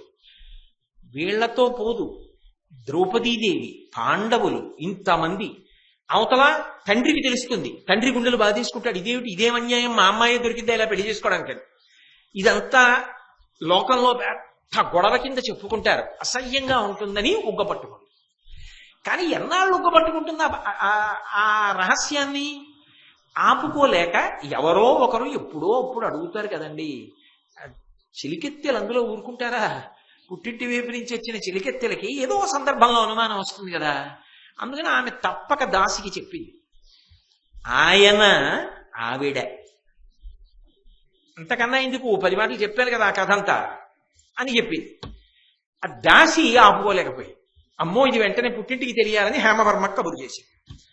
మీ అల్లుడు కాడుట, అల్లుడి రూపంలో స్త్రీ ఉంది. హేమవర్మ రాయబారిని పంపించాడు. ఇంత మోసం చేస్తావా? ఇంత మోసం చేసి నా కుమార్తెని కోడల్ని చేసుకుంటున్నానని చెప్పి ఆడపిల్లకిచ్చి పెళ్లి చేశావా? కనీసం నువ్వు మగవాడిగా నిలబడి యుద్ధానికి రా అని కబురు చేశాడు. కాదు, ఎవరు చెప్పారు? నా కూతురు కాదు కొడుకే అన్నాడు ద్రుపదుడు. ఇది అంత చటుక్కుని తీర్పు చెప్పే విషయమా? అంతఃపురం వరకు పరిమితం ఆ గొడవ. కానీ రాయబారి అనుమానాస్పదుడై వెళ్ళి హేమవర్మకి చెప్పాడు. హేమవర్మ సైన్యంతో కలిసి యుద్ధానికి వచ్చాడు. ద్రుపదుడు ముఖం చూపించలేక, ఏమని ముఖం చూపిస్తాం, ఏమని మాట్లాడతాం, ఏమని యుద్ధం చేస్తాం? ఇప్పుడు ఎవరైనా ఏమంటారు, యుద్ధం ఎందుకయా దీనికి? ఆయన ఏమంటున్నాడు, మీరు మీ అబ్బాయిని చెప్పారు, అతను అబ్బాయి కాడు అంటున్నారు. అతను అబ్బాయినా అది చెప్పు చాలు అంటారా? అనరా? మరి యుద్ధానికి ఎందుకు వచ్చావు? యుద్ధం ఎందుకయా? వియ్యంకుడితో ఆ విషయం ఏదో తేల్చుకునేదానికి అంటారు కదా. అందుకని యుద్ధానికి బయటికి వెళ్ళలేకపోయాడు. సైన్యాన్ని పంపించి ఒక్కడు గదిలో కోకిలాదేవితో కూర్చుని ఏమిటో శంకరుడు వరమిచ్చాడు. వీడు యవ్వనంలోకి వచ్చినా ఇలాగే ఉండిపోయింది ఆడపిల్ల కింద. ఎప్పటికీ కొడుకు అవుతాడు? ఇదెక్కడ గొడవ? పెళ్లి చేశాం అనవసరంగా. హేమవర్మకి తెలిసిపోయింది యుద్ధం జరుగుతోంది, బయట సైన్యం ఉండిపోయింది. ఇదంతా తల ఎత్తుకోలేకపోతున్నాను, 10 మంది ముందుకు వెళ్ళలేకపోతున్నానని బాధపడ్డాడు. ఇది వింది కూతురు శిఖండి. ఏమిటో శంకర్, అప్పటికి ఆవిడికి పూర్వజన్మ స్మృతి ఎలా ఉంటుంది? తండ్రి చెప్పిన వరం గుర్తుంది. ఏమిటో శంకరుడు వరం ఇచ్చాడు కానీ నేను మగపిల్లాన్ని అవ్వలేదు అని చెప్పి, పాపం నాన్నగారు ఇంత బాధపడ్డం కన్నా నేను చనిపోతే మంచిది, ఆత్మహత్య చేసుకుంటానని, రాత్రికి రాత్రి తెల్లవారితే మళ్ళీ యుద్ధం మొదలైపోతుందని కోటకి ఉన్న రహస్య ద్వారం గుండా అరణ్యంలోకి వెళ్ళి, ఆ వెళ్ళింది ఏం చేసింది? యక్షులలో కుబేరుడి యొక్క అనుచరుడు ఉన్నాడు, ఆయన పేరు స్థూలకర్ణుడు. ఆ స్థూలకర్ణుడు అనేటటువంటి వాడు ఈ ద్రుపదుడి యొక్క ఆశ్రమం ద్రుపదుడి అంతఃపురానికి దగ్గరలో కూతవేటు దూరంలో ఉన్న అరణ్యంలో ఒక గొప్ప సౌధాన్ని నిర్మించుకున్నాడు. ఆ సౌధం దగ్గరికి వెళ్ళి ఈమె మరణించే ప్రయత్నం చేసింది. ఆ స్థూలకర్ణుడికి తెలిసి ఎవరో ఆడపిల్ల చచ్చిపోతుందంటే గబగబా బయటికి వచ్చి, ఎందుకమ్మా చచ్చిపోతున్నావు, ఏం ఆపద వచ్చింది అన్నాడు. ఆమె ఏడుస్తూ తన కథ అంతా చెప్పింది. నాకు ఇలా శంకరుడి వరం ఉంది, కానీ పురుషుణ్ణి కాలేకపోయాను, స్త్రీగానే ఉండిపోయాను, తండ్రి తలెత్తుకోలేకపోతున్నాడు, అందుకని శరీరం వదిలిపెట్టేద్దాం అనుకుంటున్నాను, ఆత్మహత్య చేసుకుంటున్నాను. ఆయన అన్నాడు, నీకు ప్రస్తుతానికి ఏమిటి సమస్య? ఓ 10 రోజులు మగవాడిగా కనపడితే చాలు కదా. ఓ 10 రోజులు మగవాడి అయ్యావనుకో, మీ మామగారు ముందు నమ్ముతారు నువ్వు మగాడివని, యుద్ధం ఆగిపోతుంది, మీ నాన్నగారి పరువు నిలబడదు. మహా ఉంటే ఎన్నాళ్ళు ఉంటారు మీ మామగారు? ఓ 6 రోజులు ఉంటారు, అంతే కదా, అంతకన్నా ఉండరు కదా. ఆయన రాజ్యం వదిలేసి ఇక్కడ కూర్చోడుగా. ఓ 10 రోజులు మొగాడయ్యే అవకాశం ఇస్తాను, 11వ రోజున మళ్ళీ ఆడదాని అయిపోతాం. కాబట్టి ఈ 10 రోజులు ఎలా మగవాడిని అవుతానంటావేమో, నా మగతనం నీకు ఇచ్చేస్తాను, నీ ఆడతనం నేను తీసుకుంటాను, మన ఇద్దరం ఇలా మార్చుకుందాం, నేను ఎక్కడికి వెళ్ళను, అంతఃపురంలో కూర్చుంటాను. ఆడదాన్ని బయటికి వెళ్తే తెలిసిపోతుంది కదా, ఇది స్థూలకర్ణుడు స్త్రీ అయిపోయాడని చెప్పుకుంటారు కదా మళ్ళీ. అందుకని నేను లోపల కూర్చుంటాను, నువ్వు బయట తిరుగు, నేను మగవాడిని అని చెప్పిన తర్వాత అందరూ శిఖండి మగవాడంటారు. 11వ రోజున నిశ్శబ్దంగా రా, మళ్ళీ నా మగతనం నాకు ఇచ్చేయి, నీ ఆడతనం నువ్వు ఇచ్చేసుకో. మళ్ళీ ఎవరో సమానం సాక్ష్యాలు అడుగుతారు, గొడవల సమస్య. ఆ తర్వాత చూద్దాం శంకరుడి వరం సంగతి. ప్రస్తుతానికి చచ్చిపోకు, చచ్చిపోవడం ఎందుకు, నీ చేయగలిగిన ఉపకారం చేసి పెడతానని నా పురుషత్వము గైకొని వేయిపోయి దశార్ణపతికి వెలయించిన మీ ఆపదలు తొలగిచన పొడసూపుము 10 నాళ్ల ఎంత సుమృతమొప్పన్. 10 రోజుల తర్వాత మాత్రం వెనక్కి వచ్చి మళ్ళీ నువ్వు నాకు చెయ్యవలసిన ప్రత్యుపకారాన్ని చేసేసి నా మగతనం నాకు ఇచ్చేసి నీ ఆడతనం నువ్వు తీసుకుపో, ప్రస్తుతానికి గట్టెక్కిపోతాను అంతే చాలు. స్థూలకర్ణుడు ఆమెని పురుషుణ్ణి చేశాడు, స్థూలకర్ణుడు స్త్రీ అయిపోయాడు. వాళ్ళకున్న శక్తులు అటువంటివి, వాళ్ళు యక్షులు. ఈమె పురుషుడయ్యాడు కాబట్టి సంతోషపడిపోయి అంతఃపురంలోకి వెళ్ళి నాన్నగారు నేను మగవాణ్ణి, అమ్మ సమస్యలన్నీ తీరిపోయి అని చెప్పి యుద్ధం ఎందుకు బియ్యం కొండి లోపలికి రమ్మని బావగారు రండి అన్నాడు. ఏదో గొడవలు పడ్డారు, మొత్తానికి చికండి పురుషుడే అని హేమవర్మ నమ్మాడు. నమ్మి అల్లుడు స్త్రీ అనుకున్నాను, ఏమిటో ఎవరో చెప్పారు, బావగారు ఏమనుకోకండి, ఏమిటో ఇలాంటి కారణాలకి యుద్ధాలు ఏమిటి, బయట ఎంత పరువు పోతుంది, నాకు చాలా నమ్మకం కలిగింది కాబట్టి నేను వెళ్ళిపోతున్నాను మా రాజ్యానికి, మీరు ఏమనుకోకండి అన్నాడు. అసలు రహస్యం తెలుసున్నవాడు కాబట్టి ద్రౌపదుడు ఏమీ తెలియనట్టు పోన్లేండి బావగారు ఏదో చెప్పుడు మాట్లాడి వచ్చారు, దానికి ఉంది పెద్ద నేనే పట్టించుకోను, మనం కలిసి ఉండవలసిన వాళ్ళం అనో దుశ్శాలుగా కప్పేసి బట్టలు పెట్టేసి సత్కారం చేసి రథం ఎక్కించి పంపించేశాడు. ఆ హేమవర్మ వెళ్ళిపోయాడు. శిఖండి మామగారు వెళ్ళిపోయినా 10 రోజుల సమయం ఉందిగా, ఇప్పుడు ఎందుకు వెనక్కి వెళ్ళిపోయి ఇచ్చేసేయడం, మళ్ళీ గబుక్కునే ఆపదొస్తుందో అని మగవాడిగానే ఉండిపోయాడు ద్రౌపదుడి అంతఃపురంలో. 10 రోజుల వరకే ఉందామని, పాపం అంతకన్నా మోసం చేద్దామని ఆయన అనుకోలే. కానీ స్థూలకర్ణుడి కర్మకాలి. ఈలోగా యక్షుల యొక్క అధిపతి కుబేరుడు ఆ ప్రాంతానికి వచ్చాడు. ఆ ప్రాంతానికి వచ్చి విహారం చేస్తూ నిలబడి, ఒరే స్థూలకర్ణుడు నాకు నమస్కారం చేయడానికి బయటికి రాడే, యక్షుల అధిపతిని కుబేరుణ్ణి, నేనే వచ్చినా వాడు ఎందుకు రాడు రా అన్నాడు. ఇవి ఇంత అధిక్షేపణ, ఇంత వ్యగ్రతతో ప్రవర్తిస్తాడా, ఎందుకు రాడు అని అడిగాడు. అయినా రాడే, ఎందుకు రాడని ఆశ్చర్యపోయి కుబేరుడి దగ్గర ఉన్నటువంటి కొంతమంది భటులు అంతఃపురంలోకి వెళ్ళారు. ఆయన సిగ్గుపడుతూ అన్నాడు, ఏమనుకోకండి, నేను ఆడదాన్ని అయిపోయాను, నేను ఇప్పుడు కుబేరుడి దగ్గరికి వచ్చి ఆడదానిగా నిలబడితే ఇలా ఏమిట్రా, ఇలా ఎట్టి ఉపకారాలు ఏమిట్రా అని కుబేరుడు నింద చేస్తాడేమో అని భయపడి నేను రావట్లేదన్నాడు. అసలు ఆడదైపోవడం ఏమిట్రా, రమ్మనవాడిని అన్నారు కుబేరుడు. అంటే స్థూలకర్ణుడు సిగ్గుపడుతూ వచ్చి నిలబడి, అయ్యా ఏమనుకోకండి అని మాట కూడా పోనీ చెప్పలేదు. చెప్పకుండా ఏం చెప్తే ఏమవుతుందో అని ఏమీ చెప్పకుండా సిగ్గుపడి తలంచుగురించున్నాడు. కుబేరుడికి చూసి ఒళ్ళు మండింది. ఏమిటి యక్షుడు ఏమిటి, పురుషుడు ఏమిటి, వీడి స్త్రీ అయిపోవడం ఏమిటి, మాట్లాడడం ఏమిటి, బయటికి రాడేమిటి, ఈ అంతఃపురం వీడి వల్ల ఇంకా యక్షజాతి గౌరవం ఏం నిలబడుతుంది అని, ఊరే నువ్వు ఎందుకు చేశావో నాకు తెలియదు, ఎందుకు ఆడదానివయ్యావో నాకు తెలియదు, కానీ నువ్వు శాశ్వతముగా ఆడదానిగా ఉండిపో అనగానే ఆయన బేరపడ్డాడు. అని పక్క వాళ్ళని చెప్పండి రా బాబు సార్ అన్నాడు. అనగానే వాళ్ళందరూ చెప్పారు, అయ్యా ఇక్కడికి వచ్చి ఒక ఆడది ఆత్మహత్య చేసుకుంటూ ఉంటే ఉపకారం చేయబోయాడు, పాపం 10 రోజులు మగతనం అప్పించాడు, 11వ రోజున మళ్ళీ యక్షుడైపోతాడు, మగవాడైపోతాడు, చటుక్కుని మీరు ఇలాగే ఉండిపో అన్నారు. ఇప్పుడు ఎలా, మీ శాపం అడ్డొచ్చింది అన్నారు.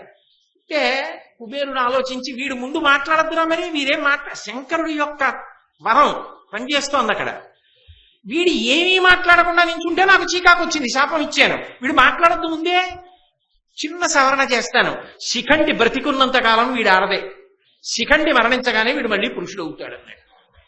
11వ రోజున శిఖండి వచ్చాడు. వచ్చి, అయ్యా సమస్యలన్నీ పరిష్కారం అయిపోయి చాలా కృతజ్ఞతలు, మళ్ళీ నా స్త్రీత్వాన్ని మీరు తీసేసుకుని, నా పురుషత్వాన్ని మీరు తీసుకుని మళ్ళీ నా స్త్రీత్వాన్ని నాకు ఇచ్చేసేయండి అన్నాడు.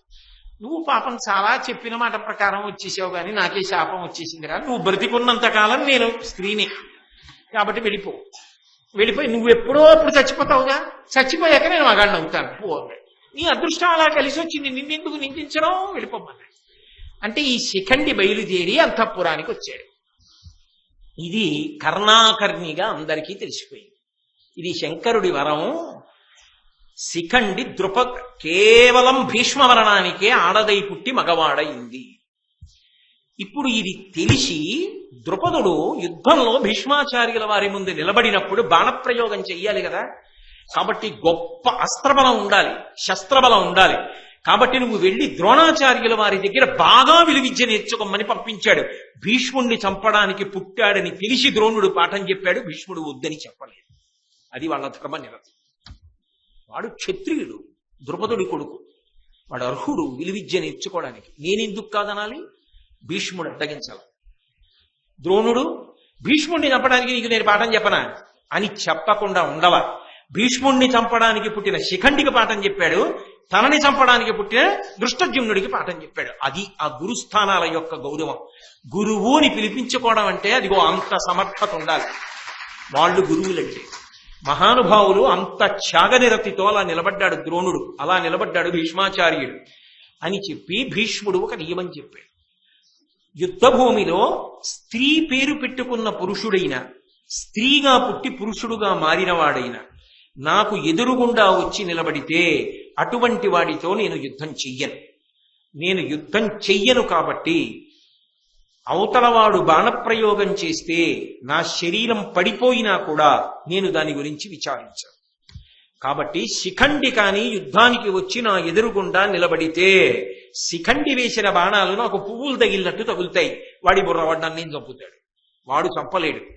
కానీ శిఖండిని ముందు పెట్టి అర్జునుడు వెనక నుండి బాణప్రయోగం చేస్తే విప్పిడుగులు. ఆనాడు నేను రథం నుంచి డుళ్ళి కింద పడిపోతాను. అప్పుడు నన్ను ఇక శరీరము విడిచిపెట్టిన వాడి కిందే లెక్క. అంటే మరి అపశయ్య మీద పడిపోయాడుగా, స్వచ్ఛంద మరణం, తనంత తాను వదిలిపెట్టేయాలి.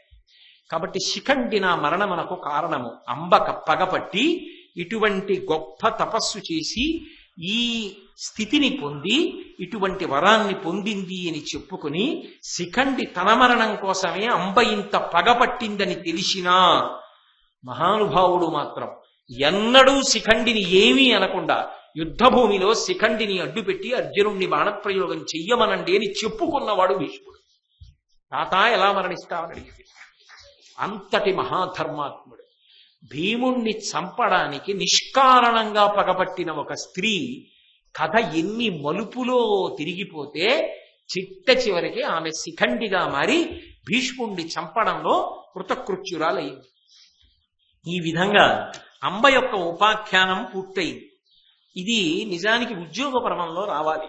కానీ నేను అక్కడ దాకా వెళ్ళిపోయిన తర్వాత మళ్ళీ నేను వెనక్కి వచ్చి మాట్లాడితే మీకు క్రమంలో కొంచెం ఇబ్బంది వస్తుందని నేను పర్వంగా కాకుండా మహాభారతంలో భీష్ముడు అన్న పేరుతో పరిశీలనం చేస్తున్నాను. కాబట్టి ఆ పేరుతో పరిశీలనానికే సౌఖ్యంగా ఉండేటట్టుగా ఈ ఘట్టాన్ని ముందుకు తీసుకురావడం జరిగింది. కానీ ఆ క్రమాన్ని మళ్ళీ వెనక్కి వచ్చి పరిశీలనం చేస్తే మహానుభావుడు చిత్రాంగదుడు మరణించాడు. విచిత్ర వీర్యుడు అంబికని అంబాలికని వివాహం చేసుకున్నప్పటికీ కూడా సంతానాన్ని పొందకుండానే తనువు చాలించాడు. తదనంతరం దేవరన్యాయంతో వ్యాసుల వారి వలన ఈ అంబిక అంబాలిక ఇద్దరు ధృతరాష్ట్రుణ్ణి పాండురాజుని కన్నారు. ఆ ధృతరాష్ట్రుడు పాండురాజు ఇద్దరు పెద్దవాళ్ళు అవుతున్నారు. భీష్ముడు ఆ వంశ సంరక్షకుడుగా ఎంతో సంతోషాన్ని పొందాడు. కానీ ఇంతలో మళ్లీ ఒక పిడుగుపాటు సంభవించి వేట కోసం వెళ్ళినటువంటి పాండురాజు కిందమముని యొక్క శాప కారణంగా మాద్రియందు అనురక్తిని పొంది మరణించాడు. మరణిస్తే ఆ మాద్రి పాండురాజుతో పాటుగా సహగమనం చేసింది. దేవతల యొక్క అనుగ్రహ విశేషం చేత ఆనాడు ఉన్న న్యాయంతో 5 కుమారుల్ని పాండురాజు పొందాడు. వాళ్లే ధర్మరాజు, భీముడు, అర్జునుడు, నకులుడు, సహదేవుడు. శతశృంగ పర్వతం మీద ఉన్నటువంటి కుంతీదేవి ఈ పిల్లల్ని ఎలా పెంచాలి అని ఆలోచించి వీళ్ళకి రాజ్యాధికారం నిలబడాలి అంటే అక్కడ భీష్ముని వంటి ధర్మాత్ములు ఉన్నారు కనుక నేను ఈ పిల్లల్ని తీసుకుని హస్తినాపురానికే వెళ్ళిపోతానని మునులను తోడు తీసుకుని హస్తినాపురానికి వచ్చింది. మహానుభావుడు భీష్ముడు ఎదురొచ్చి ఆ పిల్లలకి స్వాగతం పలికి, కుంతికి స్వాగతం పలికి ఎంతో ప్రేమతో వాళ్ళని పెంచి పెద్ద చేస్తూ వచ్చాడు. దుర్యోధనుణ్ణి ఎంత ప్రేమగా ఎత్తుకున్నాడో ధర్మరాజుని అంత ప్రేమగా ఎత్తుకున్నాడు. తన కళ్ళ ముందు వంశం పెరుగుతుంది అనుకుంటే ఇన్ని వైక్లభ్యాలు ఏర్పడుతున్నా తట్టుకుని ఊంచుకుని ధర్మం కోసమే నిలబడి ఆ వంశ సంరక్షణం చేస్తూ జీవితాన్ని అంత త్యాగమయంగా గడిపిన మహాపురుషుడు భీష్మాచార్యుడు. ఈలోగా ఆ ధృతరాష్ట్రుని యొక్క సంతానమైనటువంటి దుర్యోధనుడు అతని యొక్క సోదరులు బహుక్రూరాత్ములై ఎంతసేపు పాండవుల మీద కక్ష సాధించాలనేటటువంటి ప్రయత్నం ప్రారంభం చేశారు. దుర్యోధనుడు ఎంతటి అపకార బుద్ధితో ఉన్నాడో గమనించలేనంత అమాయకుడు భీష్ముడు కాడు. కానీ ఆయన మాట వినడానికి ధృతరాష్ట్రుడు సిద్ధంగా లేడు. పెద్ద కొడుకుని విడిచిపెట్టు, వాడు పుట్టినప్పుడు అనేకమైన దుశ్శకునములు కనపడ్డాయని చెప్పాడు భీష్మాదుడు. కానీ ధృతరాష్ట్రుడు అంగీకరించాల. ఇది పెను విపత్తుకి దారి తీస్తుంది అని భీష్ముడికి తెలుసు. కానీ పిల్లలందరూ విద్యాభ్యాసం చేసి వృద్ధిలోకి రావాలని కృపాచార్యుడిని గురువుగా నియమించి ఇటు పాండురాజు కుమారులకి అటు ధృతరాష్ట్రుని యొక్క కుమారులకి విలువిద్యాభ్యాసం చేయించాడు. కొంతకాలమైన తర్వాత అనుకోకుండా ద్రోణాచార్యుల వారు నూతిలో పడిపోయినటువంటి బంగారు బంతిని బాణ పరంపర చేత పైకి తీస్తే ఆయన యొక్క విలువిద్యా నైపుణ్యాన్ని తెలుసుకుని ఆయనని గురువుగా నియమించి ఇటు ధృతరాష్ట్రపుత్రులు అటు పాండురాజు పుత్రులు కూడా విద్యాభ్యాసంలో ఉన్నతమైనటువంటి స్థితిని పొందడానికి కావలసినటువంటి వ్యవస్థనంతటినీ కూడా ఏర్పాటు చేశాడు. ఆ రకంగా పిల్లలందరూ బాగా చదువుకుని వృద్ధిలోకి రావడానికి కావలసినటువంటి స్థితిని ఏర్పరిచాడు. అయినా దుర్యోధనుడు పాండురాజు పుత్రుల యందు మాత్సర్యాన్ని విడిచిపెట్టకుండా వాళ్ళని లక్క ఇంట్లో పెట్టి కాల్చి చంపాలని కుట్ర రచించి అక్కడికి పంపి చంపే ప్రయత్నం చేస్తే దైవబలం చేత వాళ్ళు బయటపడి చిట్ట చివరికి ద్రౌపది యొక్క అంతఃపురానికి చేరి ఆ మత్స్యయంత్రాన్ని కొట్టి ద్రౌపదీదేవిని వివాహం చేసుకుని సంతోషంగా ఆ ద్రౌపదిని యొక్క సామ్రాజ్యంలో ద్రౌపది దగ్గర సురక్షితంగా ఉన్నారు అన్న వార్త యువతల ధృతరాష్ట్రుని యొక్క పిల్లలైన దుర్యోధనుడు మొదలైన వాళ్ళకి అందింది. అందగానే దుర్యోధనుడు చాలా బెంగపెట్టుకున్నాడు. ఏదో పైకి దొంగ ఏడుపంటే ఏడిచారు కానీ ధృతరాష్ట్రుడు అయిన కుమారులు పాండవులు బ్రతికున్నారు, పైగా ఇప్పుడు ద్రౌపదుడి అండ లభించింది. ఆ ద్రౌపదిని యొక్క కుమార్తె అయినటువంటి ద్రౌపదీదేవి పాండవులు 5గురికి ఇల్లాలైందనేటటువంటి వార్త తెలుసుకున్నటువంటి దుర్యోధనాదులు ఎలాగైనా పాండవుల్ని అంతమొందించాలనేటటువంటి దురుద్దేశ్యంతో అందరూ కలిసి ఒక సమావేశాన్ని ఏర్పాటు చేసి ధృతరాష్ట్రుడి దగ్గరికి వెళ్ళారు. వెళ్ళి ధృతరాష్ట్రుడితో కొన్ని పన్నాగములు మాట్లాడాడు దుర్యోధనుడు. అందులో మొదటిది ఏది అంటే, ఇవాళ పాండవులకి ద్రౌపదుని యొక్క ఆశ్రయం లభించింది. ఇప్పుడు పరమ బలవత్తరమైనటువంటి ద్రౌపదుని యొక్క ఆశ్రమం పాండవులకు లభించింది కాబట్టి వాళ్ళు ఉత్తరోత్తర ఇంకా ఇంకా వృద్ధిలోకి వచ్చే అవకాశం ఉంది. శ్రీకృష్ణుడు, బలరాముడు, యదు, వృష్టి, భోజాంధక వర్గాలు ఇవన్నీ కూడా, ఈ వంశాలన్నీ కూడా పాండవులకు మద్దతుగా నిలబడితే, వాళ్ళు బలాన్ని పుంజుకుంటే వాళ్ళని ఓడించి రాజ్యాన్ని కబళించడం చాలా కష్టం. ఇవాళ కాకపోతే రేపైనా అర్ధరాజ్యం కోసం వస్తారు. అందుకని వాళ్ళని బలహీనపరచాలి అంటే ద్రౌపదుడికి పాండవులకి మధ్యలో భేదాన్ని కల్పించాలి. కల్పిస్తే ద్రౌపదుడి దగ్గర పాండవులకు ఆశ్చర్యం పోతుంది. పోతే వాళ్ళు తప్పనిసరి పరిస్థితుల్లో మళ్ళీ ధృతరాష్ట్రుడి దగ్గరికే వస్తారు. వస్తే మట్టు పెట్టడం చాలా తేలిక. కాబట్టి మొదటి ఆలోచన ద్రౌపదుడికి అల్లుళ్ళకి పాండవులకి మధ్యలో భేదభావం కల్పించాలి. ఇదైనా సాధించాలి. లేదా కుంతి కొడుకులకు మాద్రి కొడుకులకు భేదం కల్పించాలి. కుంతీదేవి కొడుకులు ధర్మరాజు, భీముడు, అర్జునుడు. మాద్రి కొడుకులు నకుల సహదేవులు. మాద్రి ఇప్పుడు లేదు, తండ్రి లేడు. కాబట్టి కుంతీ సంతానం వల్ల మాద్రి సంతానానికి ఏదో అన్యాయం జరుగుతోందని మనం ఆ 5గురు అన్నదమ్ముల మధ్య కక్షలు పెంచగలిగితే, వాళ్ళకి మధ్యలో దెబ్బలాట వస్తే, యుద్ధం జరిగితే మన చేతికి మట్టెట్టుకోకుండా కార్యం చాలా పూర్తయిపోతుంది. కాబట్టి 5గురి మధ్యలో భేదం కల్పించగలగాలి. లేదా అందగత్తెలైనటువంటి కొంతమంది స్త్రీలని పాండవుల మీద ప్రయోగించి ద్రౌపదీదేవి వారి పట్ల విముఖురాలయ్యేటట్టుగా చెయ్యాలి.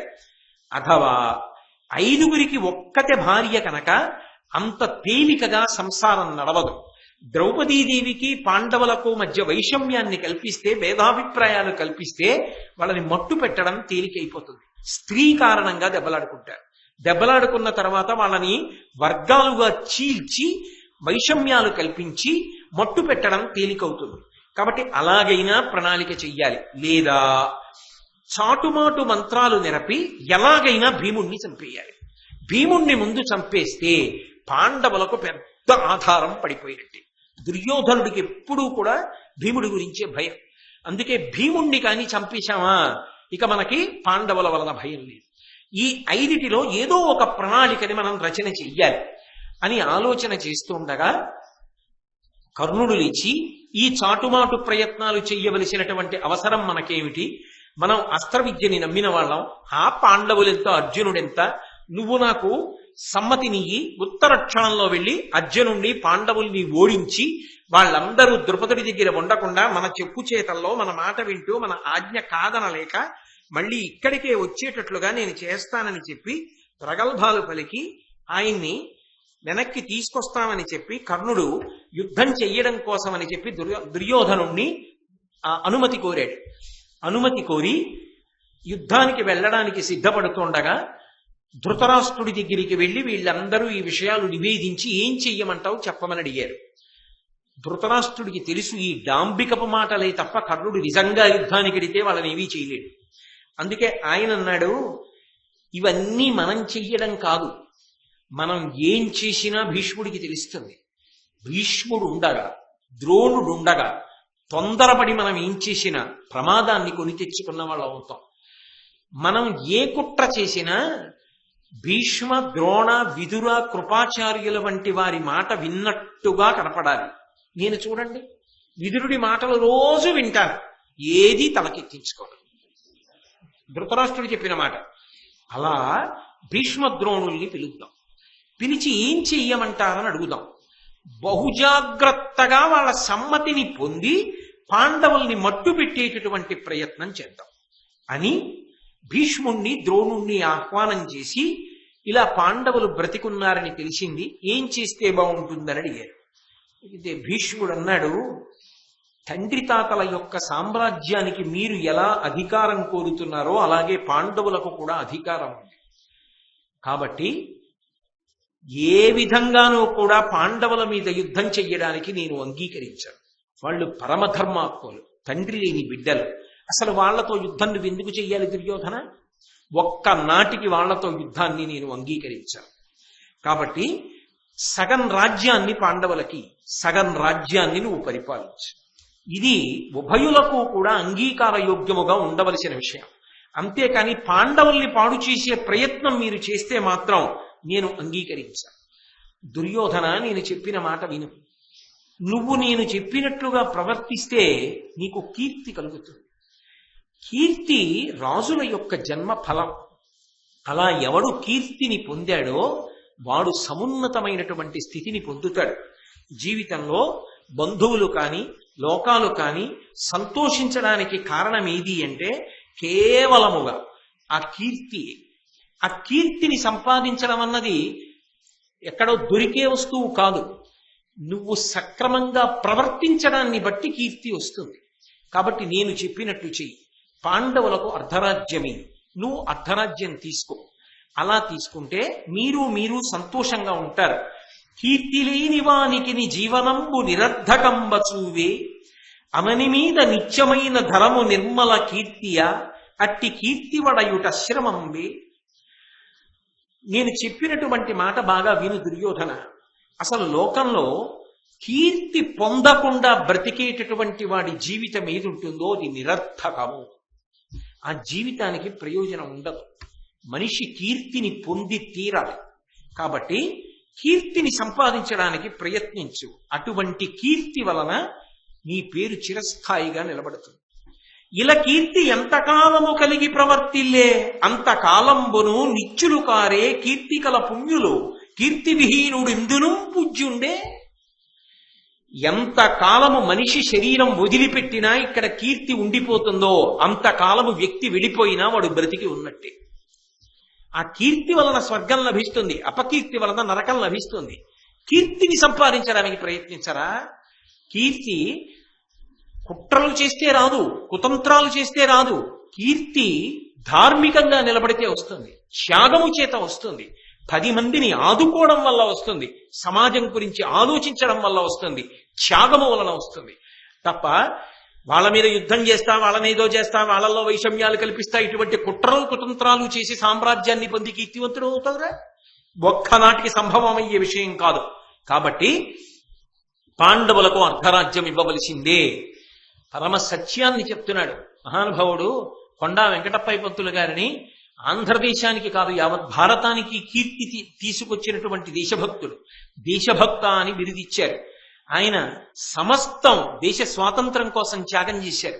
అటువంటి వ్యక్తి గుంటూరులో అరండల్పేటలో 4 వాటాల ఇల్లు కట్టుకున్నారు. పెద్దవారు అయిపోయిన తర్వాత అందరు అనుకున్నారు ఉన్నదంతా ఇచ్చేశారు కదా స్వాతంత్రోద్యమానికి, 4 వాటాల ఇల్లు కడుతున్నారు, బహుశా 1 వాటాలో ఆయన నుండి 3 వాటాలు అద్దెకిస్తారు, ఆ అద్దెకిచ్చిన డబ్బు ఆయనకి కొంత అక్కరకు వస్తుందని అని అనుకున్నారు. ఇల్లంతా అయిపోయాక వెంకటప్పయ్య పంతులు గారిని అడిగారు, అయ్యా దేనికోసం 4 వాటాలు కట్టారని అడిగారు. ఆయన అన్నారు, నేను ఒక్కడిని ఉండడం కాదు, నా వలన సమాజమునకు ఉపయోగం ఉండాలి కదా. ఒక వాటాలో నేనుంటాను, ఒక వాటాలో నేను ఏ రాజకీయ పక్షంలో ఉన్నానో ఆ రాజకీయ పక్షం యొక్క సమావేశాలు జరగడానికి అస్తమానం ప్రాంగణాలు వెతుక్కుంటున్నారు. నేను ఆ రాజకీయ పక్షాన్ని ఆ సిద్ధాంతాల్ని నమ్మాను కాబట్టి ఆ రాజకీయ పక్షం యొక్క సమావేశాలు జరగడానికి ఒక వాటాని ఇచ్చేస్తారు.